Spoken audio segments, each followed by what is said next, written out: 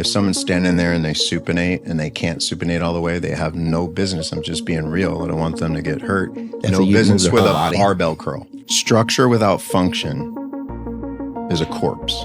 And function without structure is a ghost. I can make you more robust and everything's got good capacity relative to what you want to do. I got a better shot at it. Now the question is, can your brain control it? Because if your brain can't feel it, if your brain can't control it, you can't put the load into it to any significant level to get that biology to adapt. Lenny, you know what, man? I'm not sure where we should start with you. Well, first of all, you did it right. Got the one compared to you two. That was gifted to us by our buddy Bill Maeda. He's a beast. Oh, yeah. But yeah, your knowledge on like soft tissue and just health in general, I think is pretty awesome. So that's why you're here today. I met you down in Los Angeles, went down and you worked on me. You helped me with my foot, and you've been helping me along with my foot on a couple different occasions now. But I think maybe a good place to start would be if you could talk to us a little bit about like kind of what happens to us in general terms as we get older. What's kind of happening what's going on with aging? Well, as most people know, it's hopefully a slow degenerative process. You know, one of the things we talk about is following unifying principles, which are principles that unify all of us as humans and therefore can't be deduced any further. So it's not the principles of physical therapy or the principles of orthopedic medicine or the principles of chiropractic medicine. They're unifying principles that all of us should be like, oh, pretty cool. I can put that in my pocket and use it to navigate complexity. And so one of our principles is movement is a signal of life. And so when you look at soft tissue, which is really what we are, we're not a machine, we're a biological machine. If we use machine as a metaphor, you got to throw the word biological.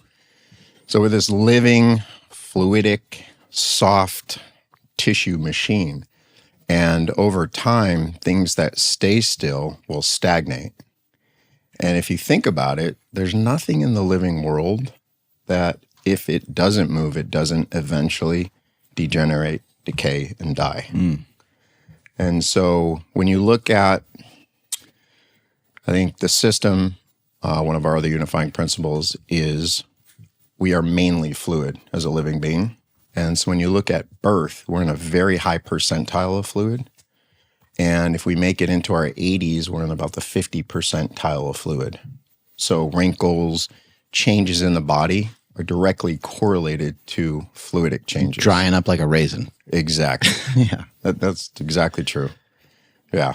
Well, where does you mentioned something to me about movement that I thought was really interesting, because you're talking about movement, you're talking about stagnation. Where do we learn to move? Yeah, so that was a question you and I were talking about earlier, and it really bugged me. This is my passion, as you can tell, and I'm like, man, I'm a movement guy, personal trainer, went to school for exercise science, nutrition, helping people move. And then one day I asked myself on the way home, and I'm like, how do we learn to move? And I could not answer it with any kind of validity. People are like, I watch my parents. I'm like, well, blind people move. I'm like, how do we learn how to move? I'm like, it's interesting. Like, how do we learn? And there was this embryologist that said something, and I was like, whoa, when someone says something, you write it down, and you don't really know what they said, but you write it down and you ponder it. And he's like, we learn to move through pressure and tension that we sense based on urge. When you look at really good pediatric therapists, when a child has something going on early on, they're phenomenal with the way they play games with the baby and get the baby to reach. Yeah. And so when you watch a baby evolve, and I used to have a video of this, it's kind of neat. The babies are touching and falling and hitting, and these pressures and these tensions are signaling reflexes. And this is how we learn to move. And I was like, wow, what's the one sense that we can't live without? Like, touch. Yes. You know this as a jiu-jitsu practitioner. Yeah. You can do it blindfolded. You said there was a movie that followed a guy around that lost sensory? Yes. So there's only, I believe to date, 9 documented medical cases where people lost proprioception. So your ability to sense the environment. There's only 9. Most of them passed, except for Ian Waterman. It's the man who lost his body. That's what the title is. I believe it's still on YouTube. Maybe you can try to bring that up, Brian. The man who lost his body, Ian Waterman. I'm looking for it right now. And they, according to the book, there's a book out on him too. Experts said they learned so much about movement studying Ian. And in short, what they said was his ability, first of all, the reason why they think he survived is because he could feel above the neck. It was a rare virus that ravaged his body. And he used thought and sight to learn to move. So first it was the thought process. And you're showing a video right now of him walking. Now, in his later years, I think he's now confined to a wheelchair, the last I heard. Yeah, so like you see him right there. He can't feel anything. I got to watch this. It's kind of interesting to think about. Yeah, it seems but that's intriguing. where there's a lot of people out there that are doing a great job right now in the barefoot movement. It's getting real popular, talking about how shoes can dampen the proprioception of our foot. We have a lot of different sensory organs. And this is kind of where, and when you get into the science of soft tissue therapy, we know that hands-on approaches have worked. They've been around forever. It's just the explanatory models are either way off, dead wrong, or a little foo-foo metaphysical. And we're just starting to understand a little bit more about what we really can do in a manual therapy approach or soft tissue therapy approach. And that's not just with a practitioner, but even on your own. You know, something kind of cool, and I have a question after this, but there's a guy on Instagram, his name is Blind Grappler. He's been blind and he knows how to do jujitsu. And one of the things you wonder is like, how did he learn jujitsu? It's like, there's a touch, pressures, right? An urge to deal with those pressures. Also, interestingly enough, a lot of people close their eyes too when they do some, right? It helps with your sensitivity and of understanding. Right, you like close your eyes or you like look off into the distance. You're not like looking at your opponent all the time, right? Yeah, it's interesting. And like you're sort of like, I guess, searching for like a certain feel or something. You can use that to like train your sensitivity to certain movements too by purposefully closing your eyes. So what you both said, what do you think happened when Ian Waterman closed his eyes? According to the reports, he fell. Because he has to use the eyes as a dominating sense to be able to do what he's doing. He's got to watch. You'll see that with people when they get older. They have to watch everywhere they go. Yeah, it's very interesting. And that's why it's very important when we're working with people, we respect this sensorial experience that they're having because everybody is different. I always say working with a person for the first time in the office is like walking in a dark room that I've never been in.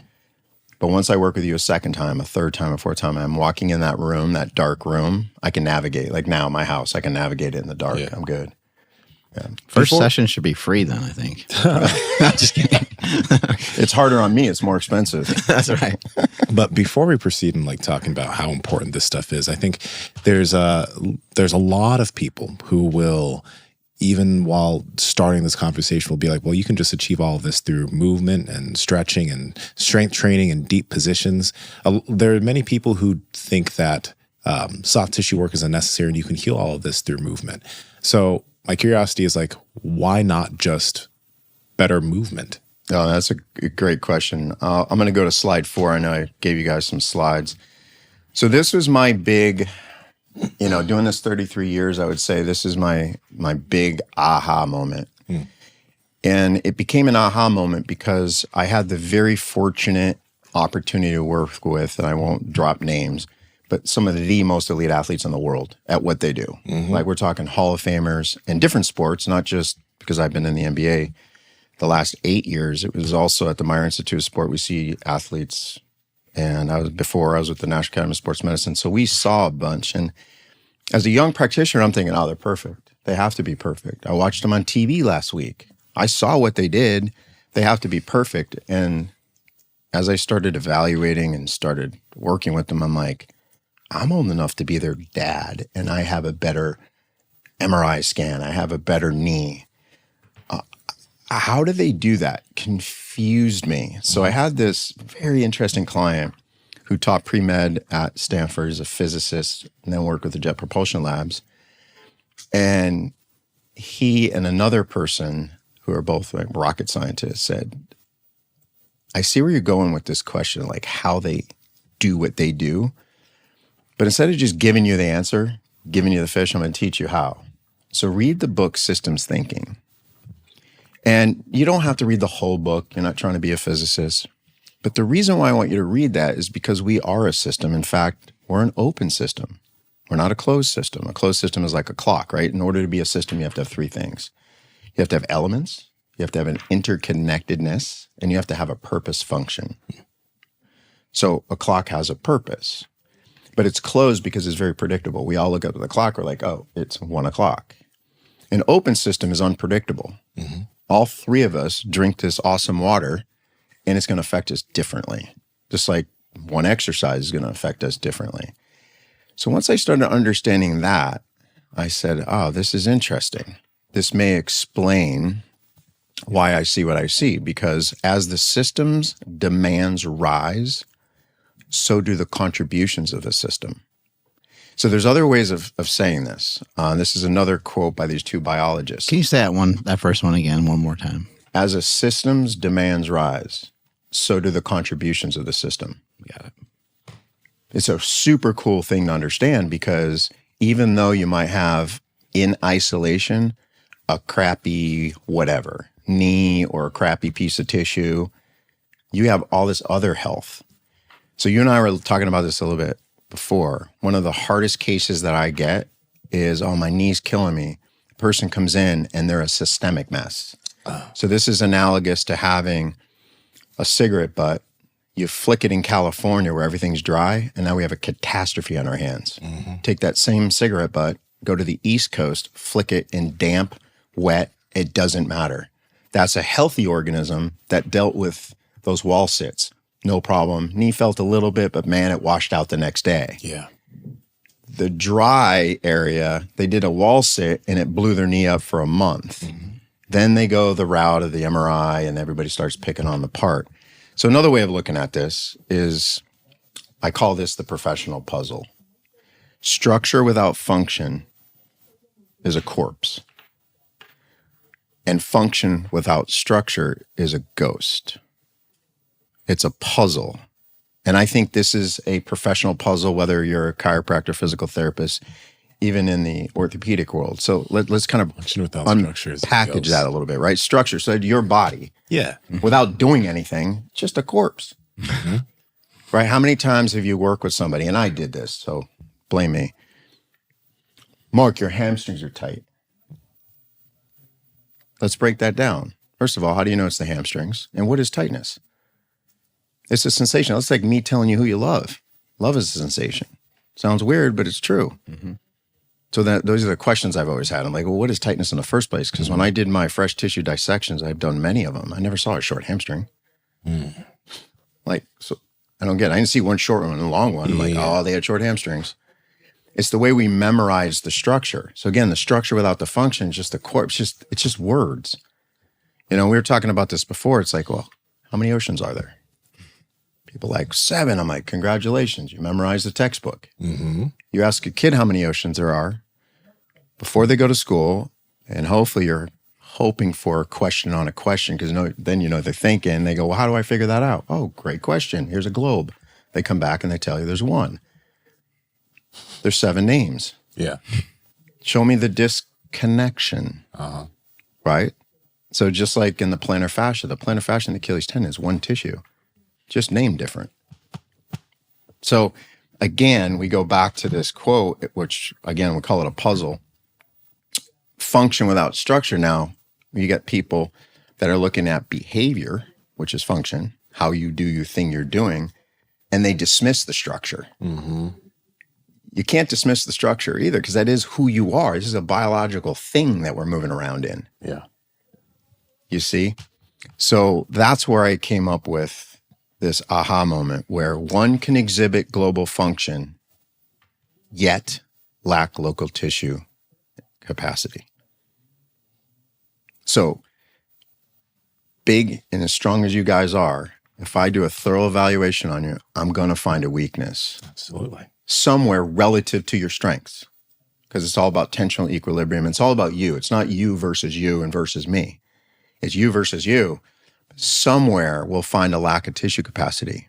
In my professional, humble opinion, that's what I'm going to focus on. And a lot of people, they don't wake up in the morning and say, I'm going to return to my level of incompetence today. We typically gravitate towards what we're good at. Yeah. Right? Mm-hmm. We typically do, and that's cool. But as the saying goes, you know, if all you ever do is work on your strengths, your weaknesses will eventually limit them. That's why training to minimize your biggest weakness is often the best way to maximize your greatest strength. So I know I gave you the long answer. I apologize. But I think what we have to do, and this will stop a lot of crosstalk amongst different professionals, is respect. There's a difference between the behavior and the actual tissue capacity. There's a difference. Okay. And I always give the example of LeBron James, who I think in this era is one of the greatest athletes we've ever seen because of the amount of physical stress he's placed on his body at the level he has with very few issues in the tissues. I mean, it's pretty amazing. His size and his strength, I mean, and how long he's been doing everything. So if you go to for. slide 4 for me. I mean, how many years has he been in the NBA? You know, we forget about that too, because he just went right from high school right in there, you know? Right. Now, so I like to pose this question. LeBron comes to you and says, I want to hire you. I want to push it. I want my other son to be in the NBA, and I want to push it. I'm going to give you the $1 million for the year to be my guy, my trainer, my therapist, whatever you want to call him. You got to present to me a plan. What are you going to do? I pose this to professionals. Like, what are you going to present to him? You're going to present to him a different way to play basketball? He will, and I've been in it, he'll laugh at you. Mm-hmm. Like, that's their thing, man. They know basketball. Are you going to work on, he's probably strong with a lot of global movements. My thing is you're going to hopefully find where the weaknesses are, and you're going to improve upon them. Yeah. And you can't blame structure, which is why we put that next slide up. I use this all the time as public knowledge, so I'm not going out of school with this. But I'm like, hey, Google LeBron James's foot. We all agreed he's like one of the greatest movers in the world. Just go ahead and Google his foot. And we can't just be so isolated saying, oh, wow, you know, that person can't function. He functions higher than most humans can. Mm-hmm. And that's a foot structure. I got a question for you on the foot. Do you think that it's important for some athletes' foot to be like maybe crammed together a little bit? Yeah. Or depending on their structure and how they move? I mean, LeBron, he walks a little different than some of the other guys in the NBA and so forth. And like, maybe he needs that kind of stubby foot to like jump off of. I think you're bringing up a really good point.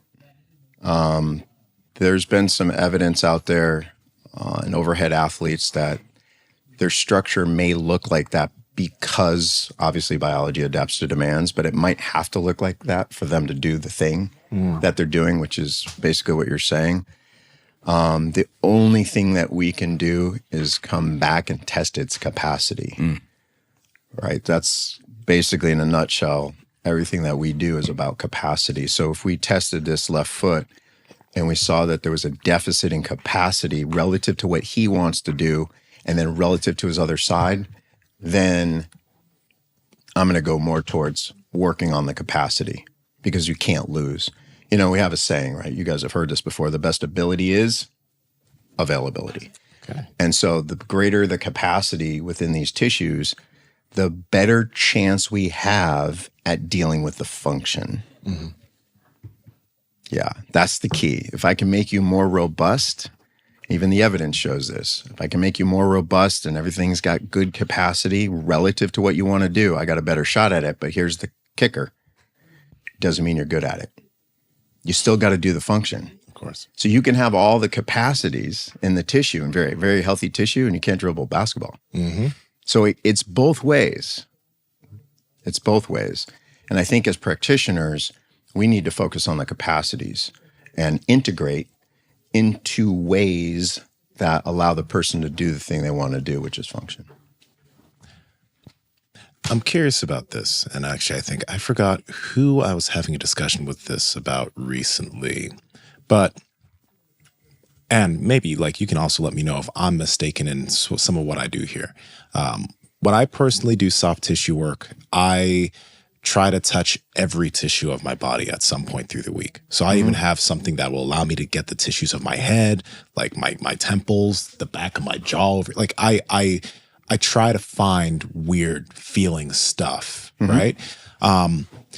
And the person I was talking to, they had a question. They were wondering, well, for certain sports or for certain sports, would it be that like, you know, you want some tissues to be very, very tight and other tissues not to be as supple for the demands of the sport? And in my mind, and you can tell me again if I'm wrong here, in my mind, I was thinking, well, I think that you want all your tissues to be able to handle pressure. But then when you do your sport, you're able to just create the tension needed for the moment of action and then be able to go back to being a jelly supple human. So am I wrong in that? No, you're absolutely, I mean, I couldn't say it any better. Okay. The confusion is when we talk about stiffness, are you talking about morphological stiffness or stiffness as a behavior in the sport? That's the problem. You said it so much better. No, you did. No, you said it perfect because I like to go, and sometimes they're horrible, get tissue work done. I'm like, I call it press and pray, hope and stroke. And I'm like, what are we doing here? But I learn a lot. I'm like, ooh, that's the spot that I can go home and work on my own. Right? I didn't realize that area was basically what it is. And we're starting to learn this now with new technology, a microcirculatory stasis. Micro, not macro. We still can be healthy and have good circulation, but in the tissue itself, it's like a sponge. There's little areas that have microcirculatory stasis, and it has to do with what's called the loose connective tissue. I actually have a slide here. I think it's slide 10, if you want to show it. I think, it won't come across, in the audio side of things, but I think it's worth mentioning and worth maybe demonstrating. Can you just maybe demonstrate on me what you showed me earlier about the elbow and about somebody having their elbow in pain? I think that would probably be helpful to what you're explaining to Nsima right here with the end ranges. Yeah. What I was explaining to you is an example of capacity. So in here I have, so for those who are, going to have the ability to look at these slides, there's some definitions I think are important. And this is a really important one right here. So we talked about movements as signal of life, macro and micro. Movement can be, and there's a lot of different ways to define it, but movement can be defined as a sequencing of segments for an intended task. Where does that happen? It happens at joints. Now let's break this down, because I've done this before and I've had some people, PhDs in kinesiology look at me sideways and go, oh, wow, I didn't realize that, because we tend to read from textbooks and it's kind of how we're taught, very cause and effect or linear. But a joint's a space. Well, what do you mean by that? Well, a joint is an articulation where bones meet. So let's look at the hip, for example. So the hip is where you have your pelvis and your femur. You say, okay, cool, then what's the knee? And you go, well, the knee is the tibia and the femur. Well, you said femur was the hip. It's the same bone. Oh, no. So when these two bones come together, they create a space. That's where movement takes place. So to understand the trajectory of a joint is really powerful, because if you don't use it, you lose it. So when's the last time you took your neck, especially as an adult? You talked about, I think your earlier question was, how do we stay healthy as we get older? When's the last time you took your neck, rotated all the way right, bent it back like that, and squeezed into it and told your brain it's there? If you don't do that, you lose it. Now, as a kid, you could argue you're in a different cycle of your life. You're more pliable and different hormones and so forth. Yeah, evolution and the tissues. But you're going to get some of that from catching a pass from a friend, or whatever the heck it is you're engaged fake headlock or whatever. Yeah, Exactly. So we understand that. Now, here's where it gets fun. When two bones move at the same speed in the same direction, the net motion is zero. So here's a powerlifting example. When we look at how the femur moves in acetabulum, and let's just say we get to 80 degrees and there's no more left, the brain's smart enough to tuck the pelvis under and flex the spine to get the global motion accomplished. Yeah. But that could be, I'm just making this up, that could be too much stress for the back. Maybe. In a squat. Especially if, in a bilateral squat, vertically loaded, especially if one side had 80 degrees and the other had 100. Because now I have a vertical displacement or vertical load coming through, and now I have torque in the system. Yeah. Even though the person doesn't butt wink on you, it might be torque in the system enough. Again, we're just making this up for conversation. And so the whole idea is that movement capacity is ultimately determined by the joint from a bony perspective, while remaining connective tissue elements provide guidance. That's where capsules come into play. So what encapsulates those two bones, but that capsule is not alone. So a lot of people out there going, oh, it's all about the capsule. Well, the capsule is part of an entire continuum that goes all the way out to the surface. It's not separated. It's only separated in the mind of the scalpel and the way we write it in the book. But the reality is it's not. It's a continuum of tissue. And then muscles are motors. Like think of your car. Well, how do you drive you got to get in it. So the brain is the conductor. And it goes all the way back to what we talked about before, is you got to have the sensory information so that the brain can conduct. So what we're finding in soft tissue, if these soft tissue elements are sticky, dampened, the receptors are not getting stimulated, and then it alters the conductor, and therefore it alters muscle tension. So I'll come back to your elbow. I haven't forgot you. This is one of the things that always frustrated me is someone hurts their back, and you come in like you guys. I'm like, what did doc say? Doc says your core's weak. Come on, man. Like, how are you going to objectify that one? If a doctor tells you to, your core's weak. I saw what you just did out there in the gym. I'm like, but that's what they'll say. Yeah. And my thing is different lane, different specialty. But it always frustrated me. What is that? You know, you have this great workout, you sit, you watch a show. You and I were talking about our fun show, Dexter. Watch it go, oh man, I'm into it. I watched 3 episodes. I get up off the couch. Oh, whoa. Whoa, my back. Yeah. Spasm. What happened? That always frustrated me. Yeah. And I just watched you. What is that?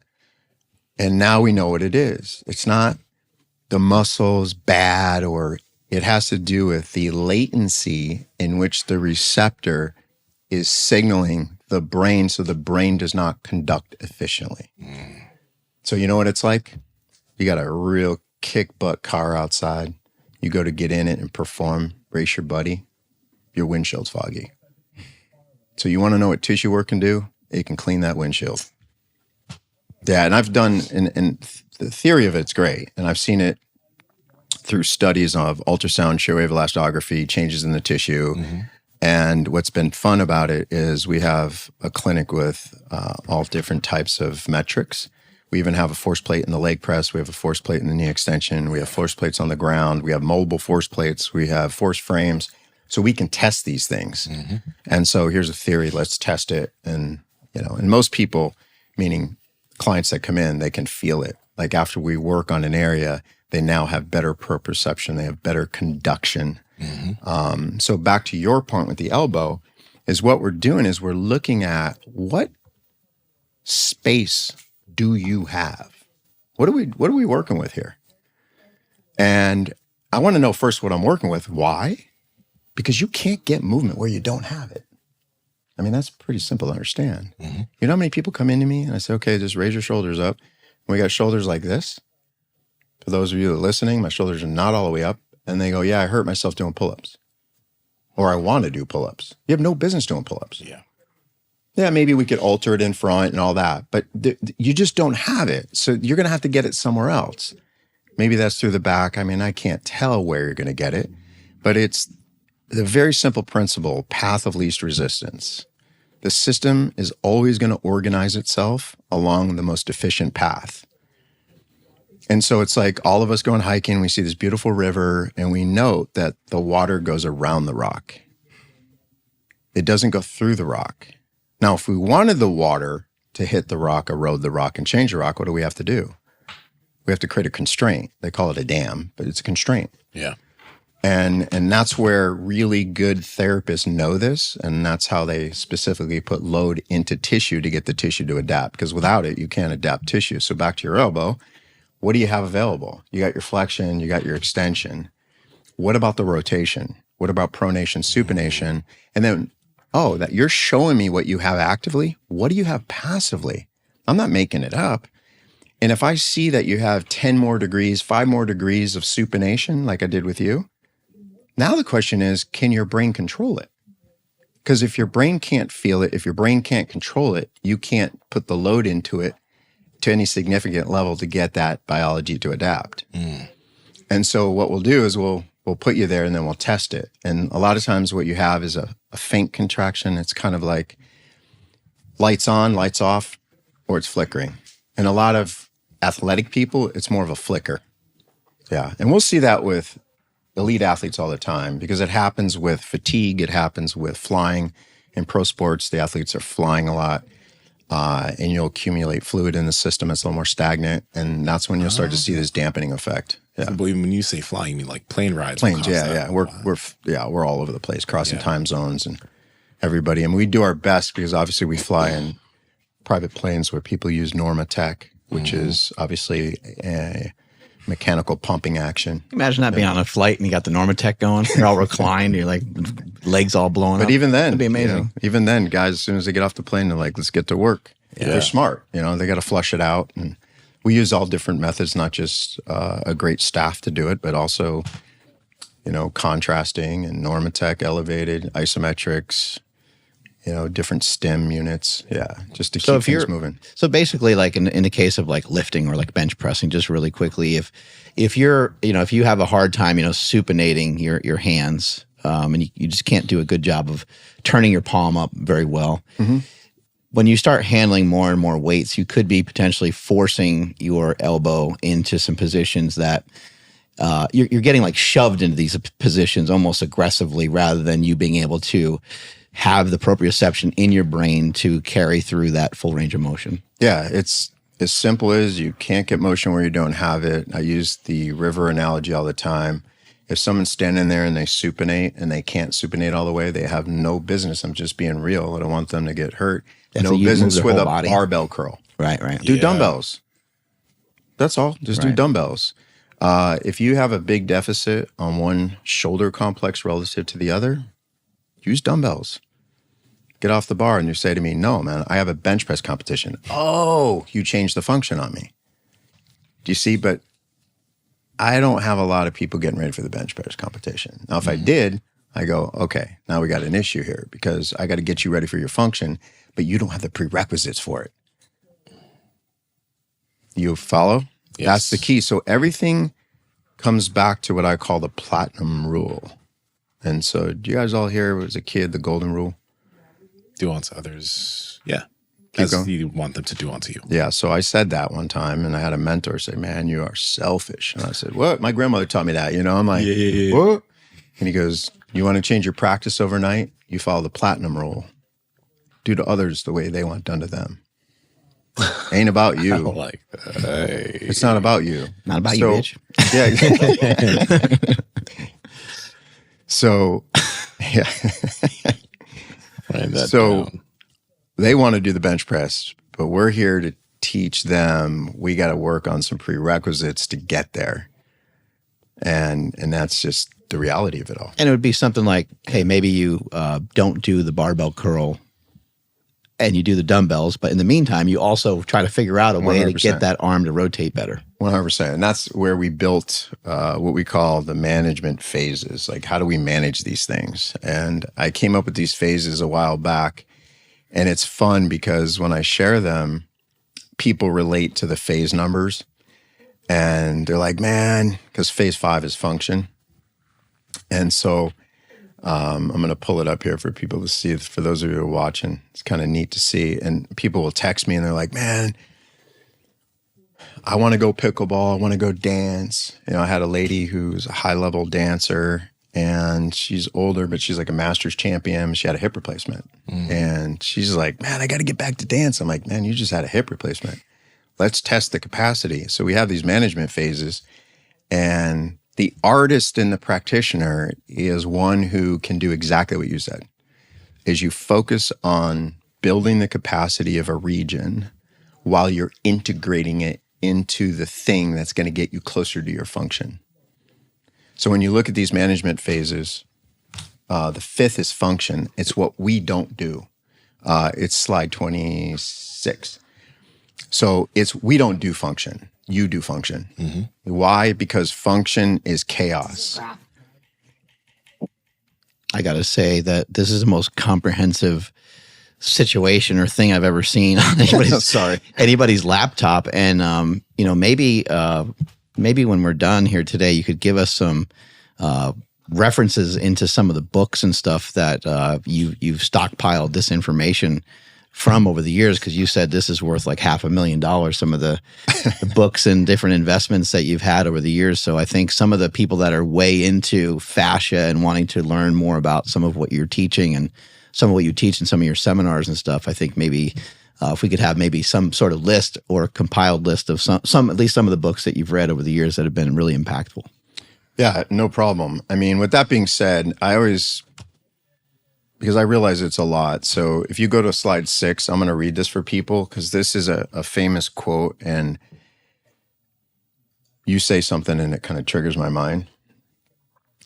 George Bach said this, and so I'll unpackage it a bit. All models are approximations. Essentially, all models are wrong, but some are useful. However, the approximate nature of the model must always be borne in mind. So you're like, well, why did he say that?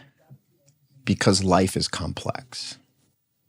Nobody knows it all. Mm-hmm. Nobody. A couple guys online do. Oh, I know. Guys online think they do for internet. sure. Why do you think this is like my second slide? A couple people with 60,000 followers that clearly know. Yeah, they know everything. So, and we also, the other slide I have, which hopefully you appreciate, the Grandmaster principle, is I tweaked a couple words, but you practice with the confidence of a black belt while learning with the humility of a white belt. Yeah. So when I entered, this is a true story, I entered Gracie Jiu-Jitsu a long time ago, and there was an aura that I sensed that I couldn't put my finger on. I was, how, maybe not you because you're so big and muscular. My first walking in, you're so intimidated. Oh, I was. Were you? When I first walked in, yes, I was. I was so intimidated. And he gets a bullseye on him being that big. This guy comes in, he's 6'4". Oh, shit. He's got the pajamas on, the gi. Yep. He's got a dirty black belt. That's dangerous. With a lot of white stripes. Didn't know much about it, though. I just knew I wanted to do some kind of martial art again. And I'm like, someone said, go to Gracie Jiu-Jitsu. What is that? Rolling around on the ground. Okay, I didn't know nothing. But I just had time off, so I'm like, I walk in. And this guy was the nicest guy, but he had an aura about him. It was different. And I kept noticing that. And one day it dawned on me, holy cow, I met the first man in my life with authentic confidence. Like, it came off of him. He could walk in a street, people could throw things at him, yell at him, make names. It's all good, bro. Yeah. It was Henry Gracie. Ah, okay. It was like, and he's got a lot of energy, and his brother's a little more stoic. But the confidence, it's not cockiness. They're okay in a group of people. Yeah. I'm like, and like say you didn't know jiu-jitsu and you guys were just purely in the gym and you just watched a lot of UFC, that group, and you can throw a punch. But you get a black belt jiu-jitsu, it's like, that's cool, bro.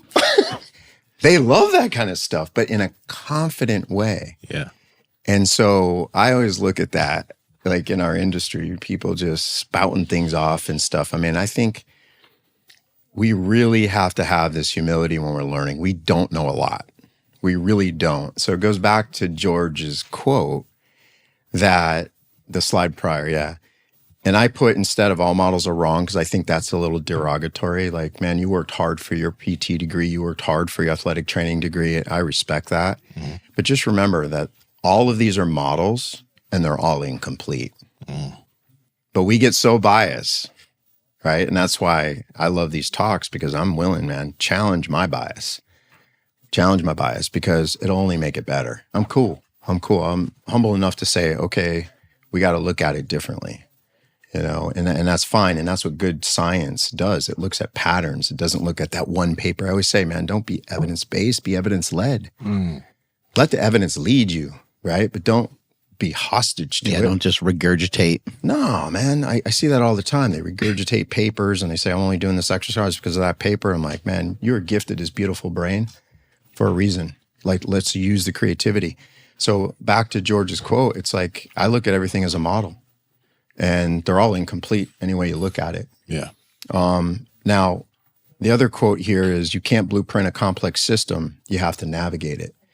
And how we navigate it is we literally take these first principles or these unifying principles and we say, okay, if we can't deduce this any further, then let's use these. For example, movement's a signal of life. Who's going to argue that?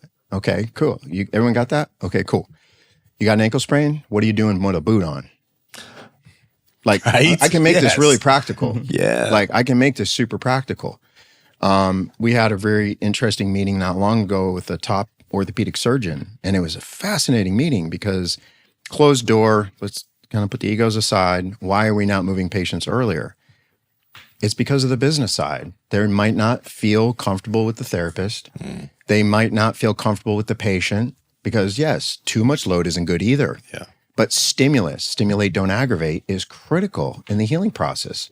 Otherwise, like we said, what stays still sticks. And then we have too much scar tissue, too much collagenous deposition, and it's not healthy. And so if we understand that movement's a signal of life, you and I just took a walk around the block. I mean, just get up, move around. People, this posture. No. You know what posture is best? No one posture. Move your shit around. Right? You let soup lie on a stove too long, what happens? It goes bad. It thickens. Yeah. Move it around. Yeah. So that's what these principles do for us. They allow us to navigate and sift through the bullshit. This is my framework right here. There's 6 of them. And it's a framework that I use when I'm analyzing things. Yeah. All right, Mark, you're getting leaner and leaner, but you always enjoy the food you're eating. So how you doing it? I got a secret, man. It's called Good Life Protein. Okay, tell me about that. I've been doing some Good Life Protein. We've been talking on the show for a really long time of certified Piedmontese beef, and you can get that under the umbrella of Good Life Proteins, which also has chicken breast, chicken thighs, sausage, shrimp, scallops, all kinds of different fish, salmon, tilapia. The website has nearly any kind of meat that you can think of. Lamb is another one that comes to mind. And so I've been utilizing and kind of using some different strategy, kind of depending on the way that I'm eating. So if I'm doing a keto diet, I'll eat more fat, and that's where I might get the sausage, and I might get their 80-20 grass-fed, grass-finished ground beef. I might get bacon. And there's other days where I kind of do a little bit more bodybuilder style, where the fat is, might be like 40 grams or something like that. And then I'll have some of the leaner cuts of the certified Piedmontese beef. This is one of the reasons why neither of us find it hard to stay in shape, because we're always enjoying the food we're eating. And protein, you talk about protein leverage all the time. It's satiating and helps you feel full. I look forward to every meal. And I can surf and turf, Yeah. I could cook up some, chicken thighs or something like that and have some shrimp with it, or I could have some steak. I would say, the steak, it keeps going back and forth for me on my favorites. So it's hard for me to lock one down, but I really love the bavette steaks. Yeah. And then I also love the ribeyes as well. You can't go wrong with the ribeyes. So guys, if you guys want to get your hands on some really good meat, you can head to goodlifeproteins.com and use code POWER for 20% off any purchases made on the website, or you can use code POWERPROJECT to get an extra 5% off if you subscribe and save to any meats that are a recurring purchase. This is the best meat in the world. What might be a good idea to maybe just explain to us a little bit about fascia, because there's so many. You just here's so many people talking about fascia these days, and the word's thrown around, and it doesn't seem like. It seems like it's hard to find somebody that really knows what it is, and somebody that's seen it up close. But you're somebody that has worked on cadavers. You worked with Gil Headley. You also worked with Thomas Myers side by side. And so you've actually seen these things, even though it isn't a cadaver. Like we know that that's different. But like, what is fascia, and what I guess like what's our fascination with it? Like, what could it potentially, like, if we have a better understanding of it, what could it potentially lead to? And I hope this doesn't detract from. I want this to add on to that question. But you'll see a lot of people in the industry talk about fascia training. That's become somewhat of like I wouldn't call it a buzzword because I get what they're talking about. But when you see some of the things that these people are doing, it's loading with global movement from the feet, and everything is moving as something forward or doing something, the whole body, right? So you see that a lot too. And I want, like, do you believe that there's legitimacy to that? Yeah, you guys asked like 5 questions in one question. I should have just waited. No, it's great. They're all great questions. So we have to start with the basics. If you go to slide 10, this is something that we talk about early in our curriculum, is what is fascia? Well, the experts do not agree. This is our problem. So it depends on who you ask. And now they are working on this with the Anatomical Nomenclature Committee. So there's a new paper that just came out in January of 2025, brand new, towards a comprehensive definition of the human fascial system.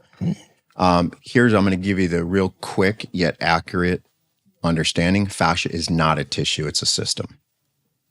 As soon as I say that, it changes everything. Yeah. Because there'll be people out there saying you can't stretch your fascia. They're partially correct. And a paper will come out, you can't stretch the fascia. You're correct. The dense fascia. The loose connective tissue, which is also the fascia, changes all the time. Proof. You get up in the morning, your low back's a little stiff, go run a hot shower on it. What happens?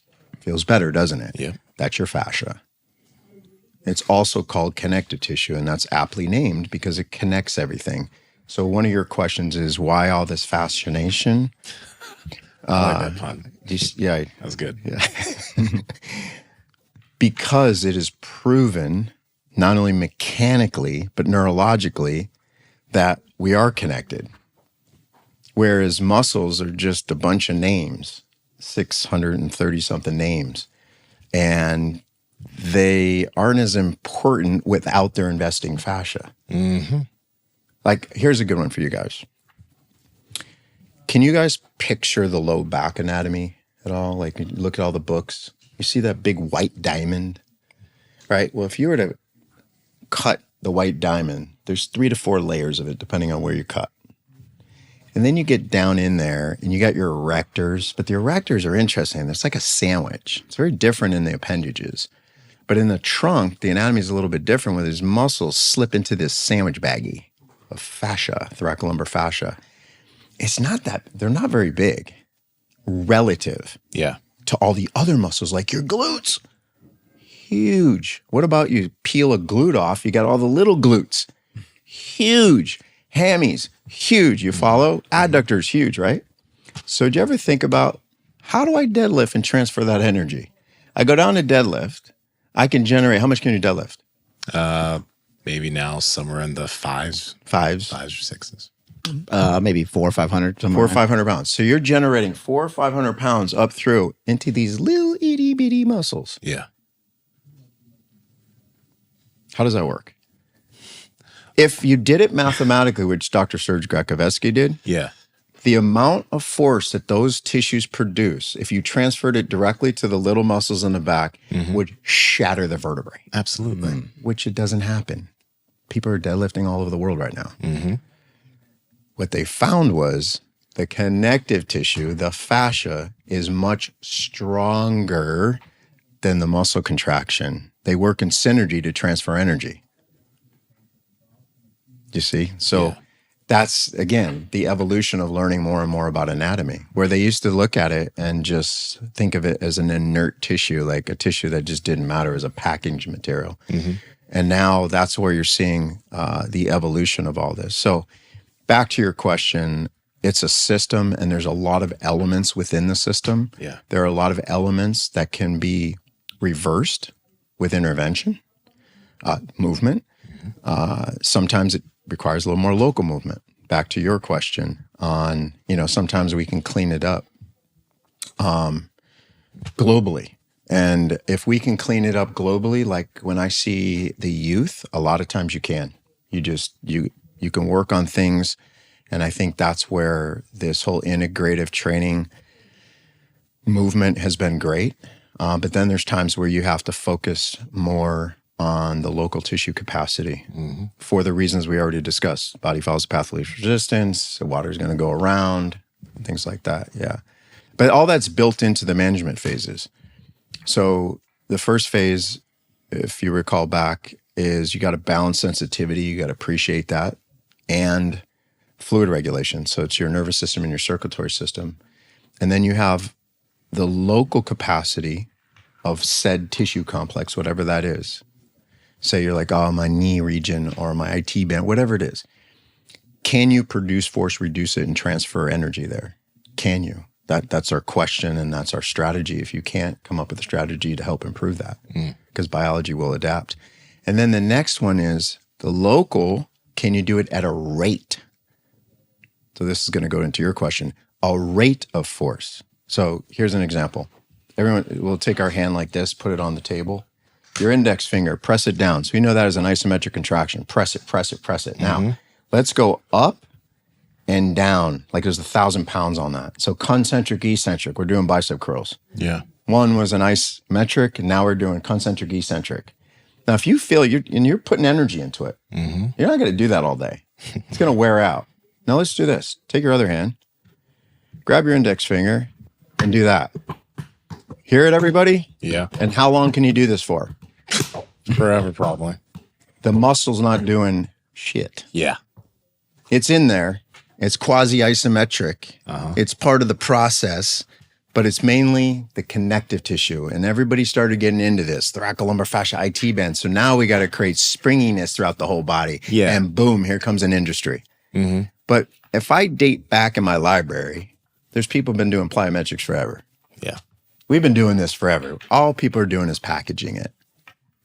Sorry to spill the beans, but that's basically what's happening. We're taking these fundamental things and we're going, oh, let's put a package together. We got to train our fascia. You're always training your fascia.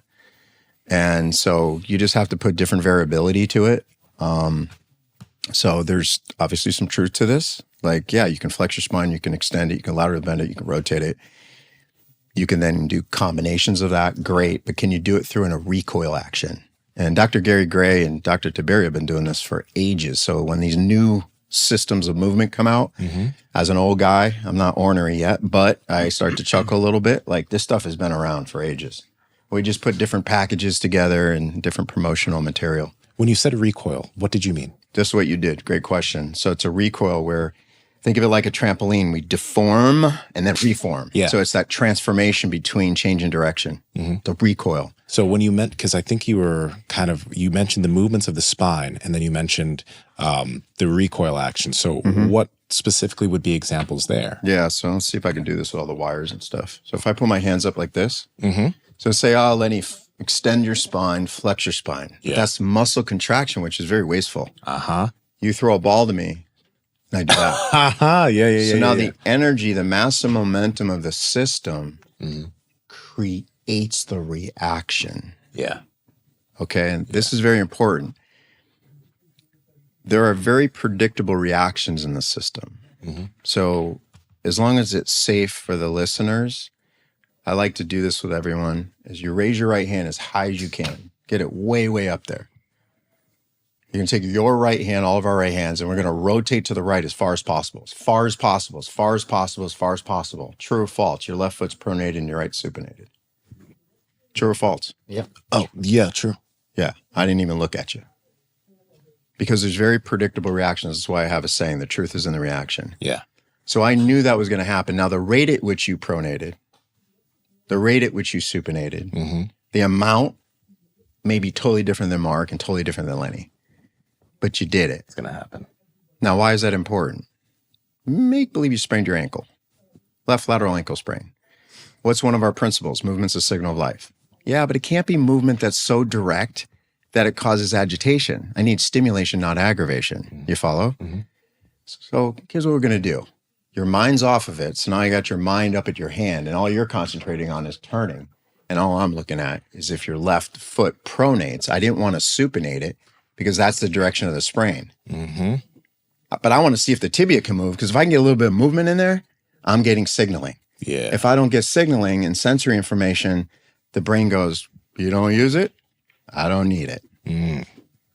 And that's why I get these people in my office after being, braced and overly iced and anti-inflammatories, and they're just not getting better, or they got better feeling-wise. Feeling and healing are different processes. Mm-hmm. And then they go back and resume sport, and then it's a disaster. And then, sometimes you hear people say, PT didn't work or whatever. It's just, it's the lack of precision. Because of what you said, it kind of reminds me of rope flow.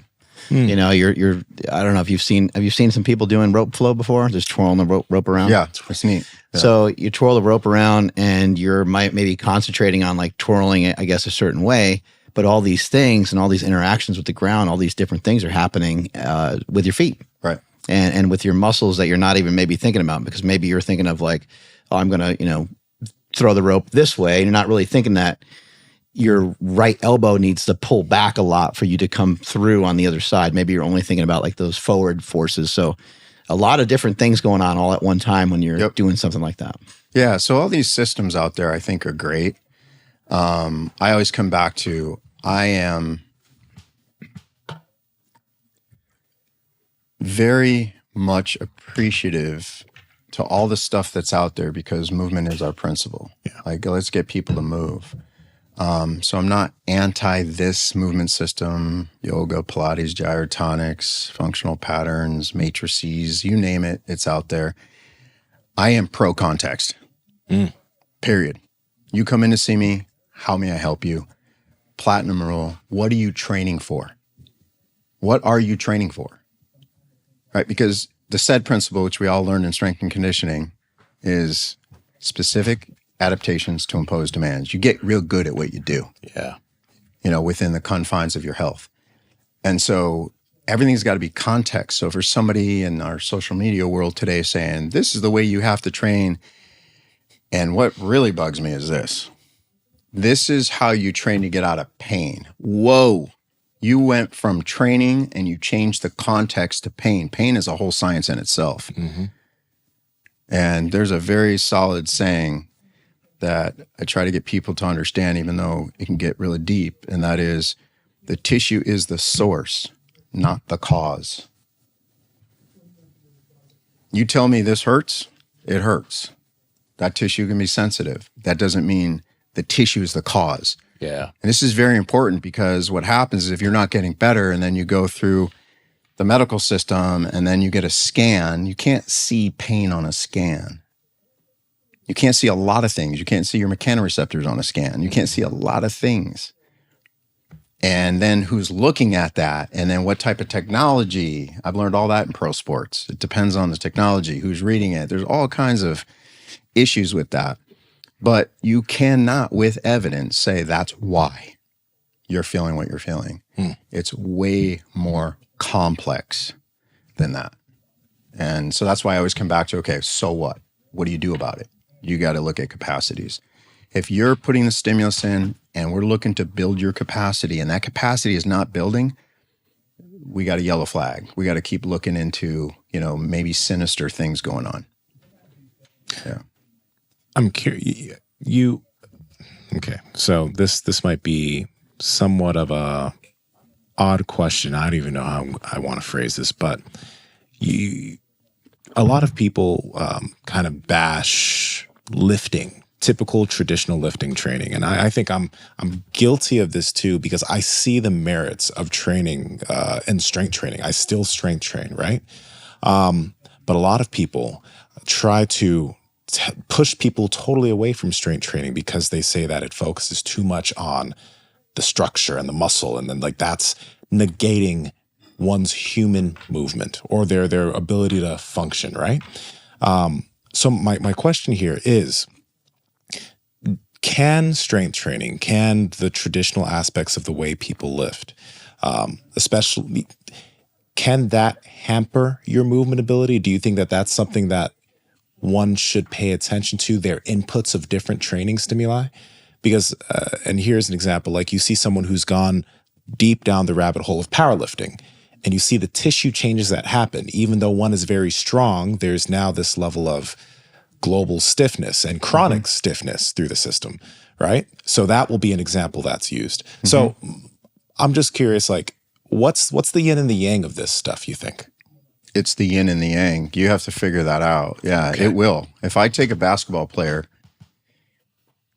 and strength train them, and I've had some that are so genetically freaky, they walk by a dumbbell rack and they grow.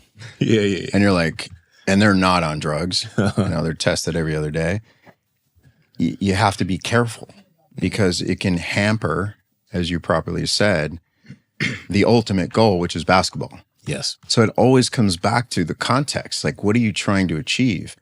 And then I have some people, they want to play volleyball, but their back's agitating them. And we find that one side of their erectors are hypertrophied and the other are not.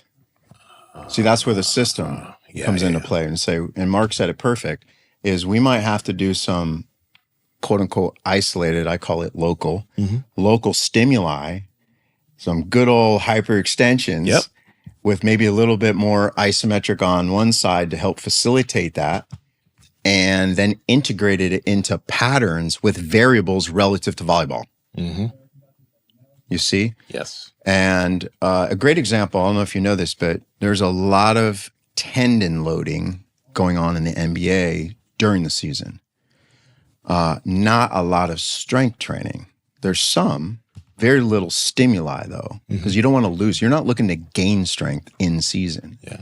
You're looking to stay healthy. Yes. And if you only play basketball and you don't strength train, we've seen the ill effects of that. You get more injuries, and they track all this. I mean, there's more biometrics in basketball than probably most sports.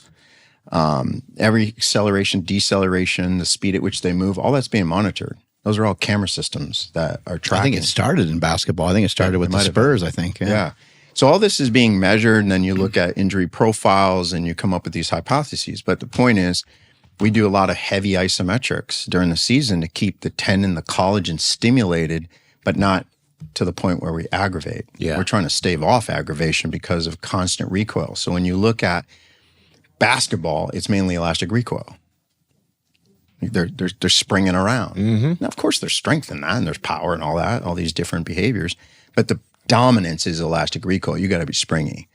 And so in the training, then you go, okay, what am I not getting in the training? It goes back to what we said before, is really work on the things you're not doing to create a more well-rounded athlete, and then be more specific, like what each individual needs. Yes. We have some players in my 8 years there that just didn't need a lot of strength training, and some that really did. Usually, generally speaking, it's the youth. They're like baby deer, and they need to put some load into their system, and the strength coach is doing an amazing job with that. Ryan, can you see if you can bring up any images of David Boston? David Boston basically trained himself right out of the NFL. He got so jacked. Oh, really? He was Charles Poliquin worked with him, and he got in really good. He got bigger, but like he was a wide receiver, and he gained like 25 pounds or 30 pounds. Ooh. And it wasn't too much after that. I believe his career kind of started to go sideways. Now you don't know for sure that training made him go. We got to be fair to the coach and stuff like that, but he was an excellent football player, and his skills kind of diminished after he got like more jacked. He already was jacked, but he got insanely jacked after some training with Charles Poliquin for a little while.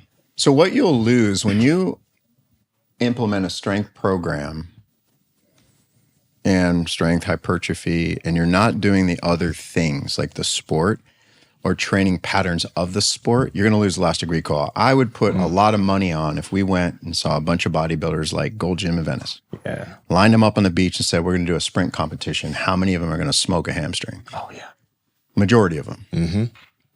You don't see it all the time in football because they're cross-training. They're running their routes. They're doing things. You see, but if you put them and you say no running, no elastic recoil behavior, only behavior of constant tension, concentric, eccentric, really loaded up, you'll see a lack of those bio behaviors. I was going to say what's interesting is if you were to take the athletes and have them like bench press heavy, they're not going to get hurt the way that you would think they would. You take the bodybuilders outside and have them sprint. Yeah. A couple of them are going to tear a hamstring, most likely. Yeah. Whereas if you took the athlete and brought them in to, do really any exercise in the gym, you can tear something doing lifting weights like that, but more than likely they're not going to. Yeah, I don't have the exact numbers. I'm somewhere in this computer I do. The amount of force that goes through your body when you add speed is exponential. Yes. It's a lot. It's a lot. Like multiple times your body weight versus it's a lot. You might be able to bench press your body weight or something like that. It's like 7 times your body weight. Yeah, so that's the argument with a lot of tests is they're testing capacity only to a specific point. Mm-hmm. And there's a famous hamstring researcher, first name is Brian, and I cannot pronounce his last name. I love that you find the the top guy in the very specific thing, because you mentioned this to me about like the foot. You're like, I went to this guy that knew the very specific thing about like the big toe. Yeah. And so he talked about there's a massive difference between 80% sprinting speed and 100%. And what one hypothesis is, guys in the NFL, I think he was talking about NFL players more than anything, a lot of times they're not training in the offseason, or basketball training in the offseason at 100%. They're training at low percentages, and then it's game day. And that jump between 80 and 100 it's like an earthquake, right? A 5 versus a 7 is massive. Yeah. And so I remember last year he was talking about that, and I thought that was like, oh, wow, because we're not able to replicate that in a clinical setting. You'd have to get out on the field, and you got to push it. And so people are starting to do that. Our team of people are phenomenal at this. And as soon as they get through their strength metrics and their elastic recoil metrics in an isolated way or local way, then we integrate it into patterns and say, hey, man, we know the end game. End game's football. It's a receiver. He's got to run routes.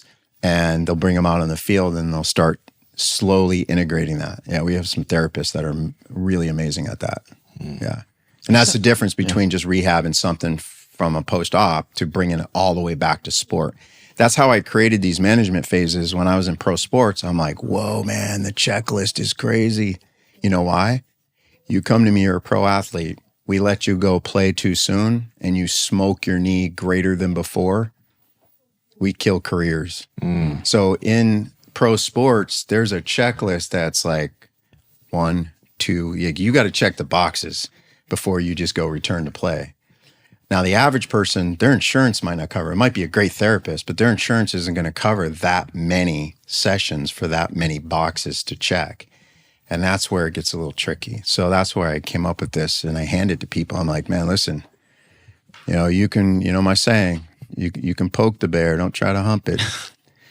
It's going to get pissy. So you feel good, and you're like, oh, cool, I can poke the bear. And you get too close, and then it comes roaring at you, and now your foot blows up again. And it's not that the rehab didn't work. You just pushed it too much because you used sensation and not biometrics. You can't manage something you don't measure, and you can measure anything.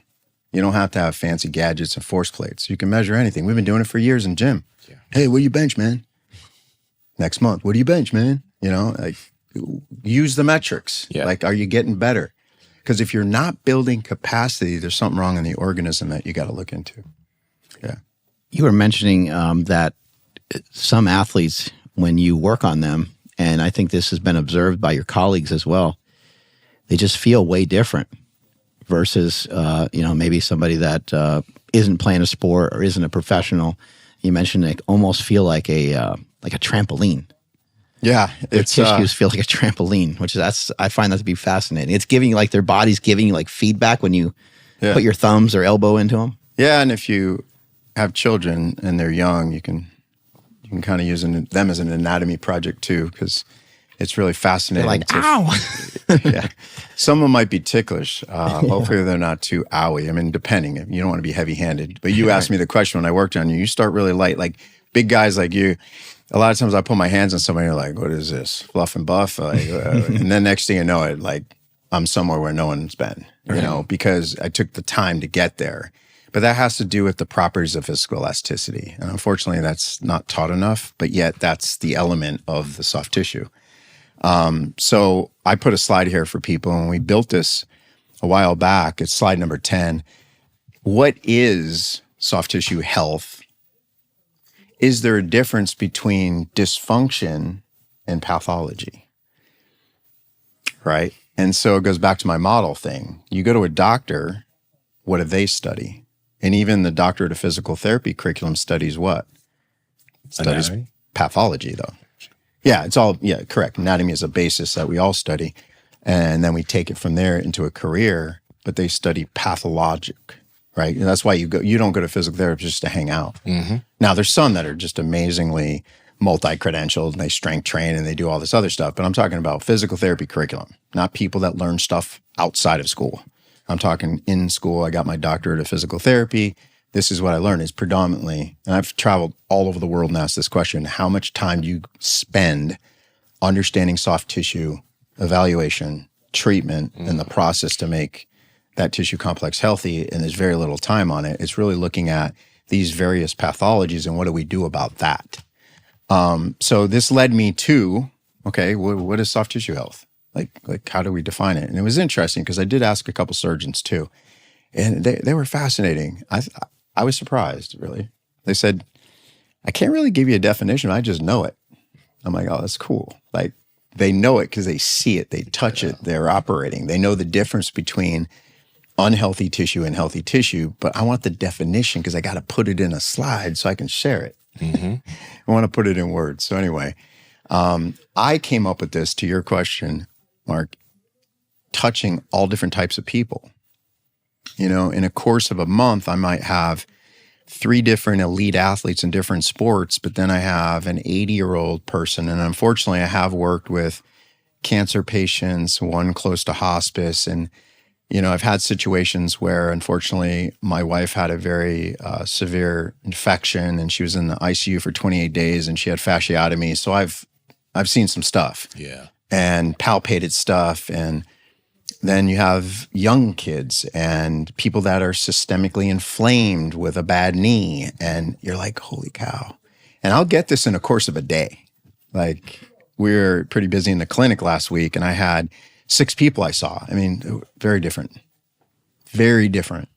And so that's where this definition in this slide came into play. So health is characterized by softness. It's soft, supple, and strong. And we kind of talked about this before. This is looking at the tissue in a passive state. You can add activity to it. But when you touch tissue that's healthy, it's soft, supple, strong, it exhibits a balanced hydration and reduced sensitivity to deformation. Now, obviously, if you just stick your elbow in somebody fast, like that's not what you're supposed to do, though. It's a gradual process. Yeah. And then when you get to what we call the tissue barrier, where you can no longer push down, you feel the recoil of it. And that's what you'll feel on a very healthy human. And what was neat about the NBA is we have 15 guys on the roster. You're with them all year, and you're with them all year. We're talking 7 days a week. You might treat 2 to 3 times a day, and you get to know each player. So I came up with this kind of scale. You have Bendy Wendy over here. Runs the aerobic classes, the yoga classes. I mean, they whip their body all over the place. Then you got Stiffy Stevie over here, other end of the spectrum. Who are you going to hire to remove your refrigerator? Stiffy Stevie. Hell yeah. I did that once. These dudes came in, they're rugby players, and they have a moving company. They're all like you, like just they lift the refrigerator. Benny Wendy's not doing that. Right? But if you had a little like area in your attic you had to get to, you hire Bendy Wendy. Absolutely. What I learned was all pro athletes are right in the middle. They're not Bendy Wendy and they're not Stiffy Stevie. Yeah. In most professional sports. And then what I learned is there's a spectrum within the center. The ones that are really healthy are like right in the middle. They're flexible, they're super strong, and they don't get sore often. Interestingly, when you monitor their workloads and you ask, hey, anything sore? As a matter of fact, I will work so hard and they hardly feel it. Yeah. I always say the harder I work, the healthier you are. And that's true. Because if your body's super sensitive to deformation, just like with a hand touch and a little bit of shear force, that's an unhealthy tissue. I've actually shown people before. I'm like, I'm pressing on you this hard because I'll show them like, I'll poke at their shoulder, let's say the area that hurts, and I'll put my finger on it and I'll just show them on the other side where they don't have the discomfort. Right. And they're like, you're kidding me. Like you're shitting me. Like there's no way you're only pushing that hard. I'm like, yeah, that's what I'm doing. That's exactly right. And so when you feel these, what we call densities, which brings us to what is dysfunction. So dysfunction is termed in the literature a densification. So it's when the interface, or what we call the loose connective tissue, one of the elements of the fascial system, becomes more viscous. So it's analogous to honey in the refrigerator. You go to pull it out, you want to use it, but you can't get it out of the bottle because it was in the back, it got too cold, whatever. So what you do is you shake it up. Well, that didn't work. What do? You heat it. Oh, the viscosity changes. So it's literally what happens in our body is we have increased viscosities and it thickens the loose connective tissue. And what that does is it dampens the relative movement of one harder structure on another, or more specifically, the dense connective tissue. This also happens as part of DOMS, delayed onset muscle soreness. So when you look at the literature, for those who are staying up and up on literature, Yes. there was a paper written 3 years ago, and it was titled, "Have We Been Looking at Delayed Onset Muscle Soreness Wrong for 100 Years?" You do not have to be sore to build muscle. I trained my days. If we trained legs and we weren't sore, we go back and train again. Buddies would call me up, "Yo, you sore?" "Nope." "Get back to the gym. Do it again." And now we know, and then I couldn't walk. And my grandmother was like, "What's wrong with you?" I'm like, "Nothing, man. I trained legs. This was great." Legs day, bro. Traumatizing, right? So now we know what we're doing is, and here's the kicker with the research. That muscle damage may be there. They're not saying it may be there or it may not be there. It's not why you're sore. It's the fluid buildup. And without getting deep into the woods, and I can give people the research if they want to read it, but it's micro neurodamage. So what happens is they're compressed muscle spindles because the fluid's viscosity increases and it hurts. Yeah. So that's why everybody got into flushing. Like, got to flush it out. Let's do the cold tub. Let's do the heat. They all do the same thing. We create these big stories. It's like they're all doing the same thing. What do you think cold does? Constricts. Yeah. What happens to men when they jump in the ocean? Whoop. Goes away. Get back out in the sun.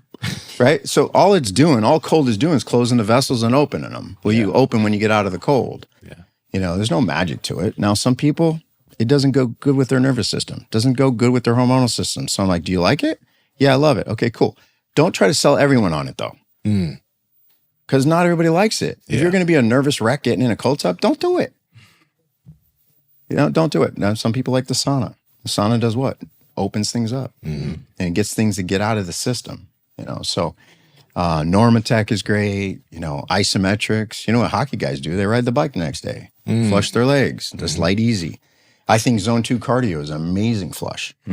Amazing flush. It makes a lot of sense from a metabolic perspective. So dysfunction is more of the loose connective tissue thickening, and it affects the tensile status of the anatomy, which is very important to us. But it does not alter the collagen fibers, and it is reversible. Pathology alters the collagen fibers, and you cannot change it with human hands. You cannot change it with implements. So all the people that poo-poo manual therapy are right if they're only looking at pathology. And that's what you'll see in the research. If you know how to look at it, you're like, oh yeah, well, they're right. But what about all the other stuff within the system? Remember, the system has a lot of other elements. Yes. So that's where people start fighting online. It's kind of funny. I'm like, you guys are just, you got to have some humility here. There's a lot more to this system than what you think you know. I will never go to a doctor ever again about my general health. All they want to do is put you on pills. Really well said there by Dana White. Couldn't agree with him more. A lot of us are just trying to get jacked and tan. A lot of us just want to look good, feel good. And a lot of the symptoms that we might acquire as we get older, some of the things that we might have, high cholesterol or these various things, it's amazing to have somebody looking at your blood work as you're going through the process, as you're trying to become a better athlete, somebody that knows what they're doing. They can look at your cholesterol. They can look at the various markers that you have, and they can kind of see where you're at, and they can help guide you through that. And there's a few aspects too where it's like, yes, I mean, no shade to doctors, but a lot of times they do want to just stick you on medication. A lot of times there is supplementation that can help with this. At Merrick Health, these patient care coordinators are going to also look at the way you're living your lifestyle, because there's a lot of things you might be doing that if you just adjust that, boom, you could be at the right levels, including working with your testosterone. And there's so many people that I know that are looking for, they're like, hey, should I do that? They're very curious. And they think that testosterone is going to all of a sudden kind of turn them into the Hulk. But that's not really what happens. It can be something that can be really great for your health because you can just basically live your life a little stronger, just like you were maybe in your 20s and 30s. Mm-hmm. And this is the last thing to keep in mind, guys. When you get your blood work done at a hospital, they're just looking at like these minimum levels. At Merrick Health, they try to bring you up to ideal levels for everything you're working with. Whereas if you go into a hospital and you have 300 nanograms per deciliter of test, you're good, bro, even though you're probably feeling like shit. At Merrick Health, they're going to try to figure out what things you can do in terms of your lifestyle. And if you're a candidate, potentially TRT. So these are things to pay attention to get you to your best self. And what I love about it is a little bit of the back and forth that you get with the patient care coordinator. They're dissecting your blood work. It's not like if you just get this email back and it's just like, hey, try these 5 things. Somebody's actually on the phone with you going over every step and what you should do. Sometimes it's supplementation, sometimes it's TRT, and sometimes it's simply just some lifestyle habit changes. All right, guys, if you want to get your blood work checked and also get professional help from people who are going to be able to get you towards your best levels, head to merrickhealth.com and use code POWERPROJECT for 10% off any panel of your choice.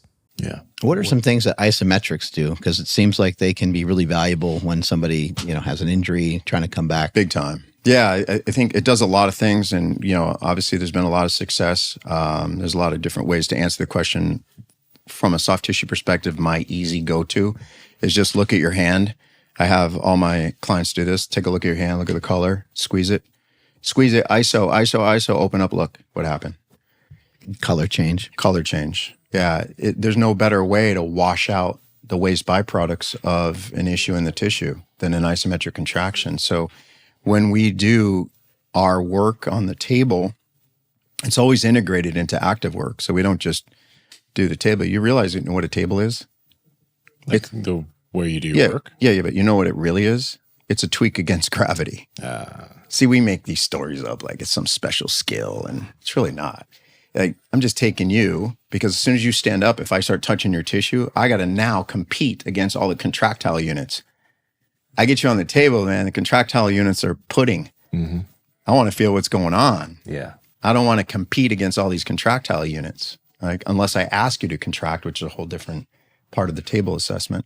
Mm-hmm. Yeah. So isometrics are great for helping to wash out waste byproducts. Now, this is very hard to research, so it's very underreported in the research, but this is a big hypothesis. Why do isos work? They think the biochemistry is being washed out, which makes a lot of sense. Right? We just did it with a little hand squeeze. Mm-hmm. It can also put tension into the system without triggering fear, meaning I'm afraid to move because when I move, I hurt. Yeah. So now we get a person acclimated with their environment. This is a total Lennyism. All right. So sometimes I go out on the limb and I let you guys know I'm out there so you don't have to go with me.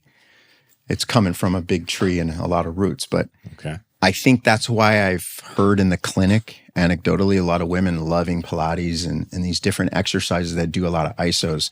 Because when you get into like perimenopausal and menopause, what happens is the collagen really starts to become unglued. And that's what they'll say. I feel like a melted candle. I feel like I'm coming unglued. And that's because estrogen has a direct correlation to collagen integrity. Yeah. So that's really interesting. And there's not a lot of research on it. Dr. Carlos Stecco and our others are trying to work on that, like pelvic floor and all this stuff. And you'll see it out there. So I think the isometrics do wonders for a lot of people in a lot of different arenas. And listen, speed kills. So start iso, then go isotonic, then slowly build up speed. It makes sense. You learn how to drive a car. Like, let's just go slow. Take it easy. Don't jump in a Formula One. Yeah. That's what happens. People feel good. They're like, I'm going to go run again. I'm like, oh, geez. Yeah. So when it comes to all of this soft tissue work, the thing that you'll hear from professionals is like they'll always try to reference there's no research behind that, so it's just placebo. And if the athlete feels better from that placebo effect, it's great.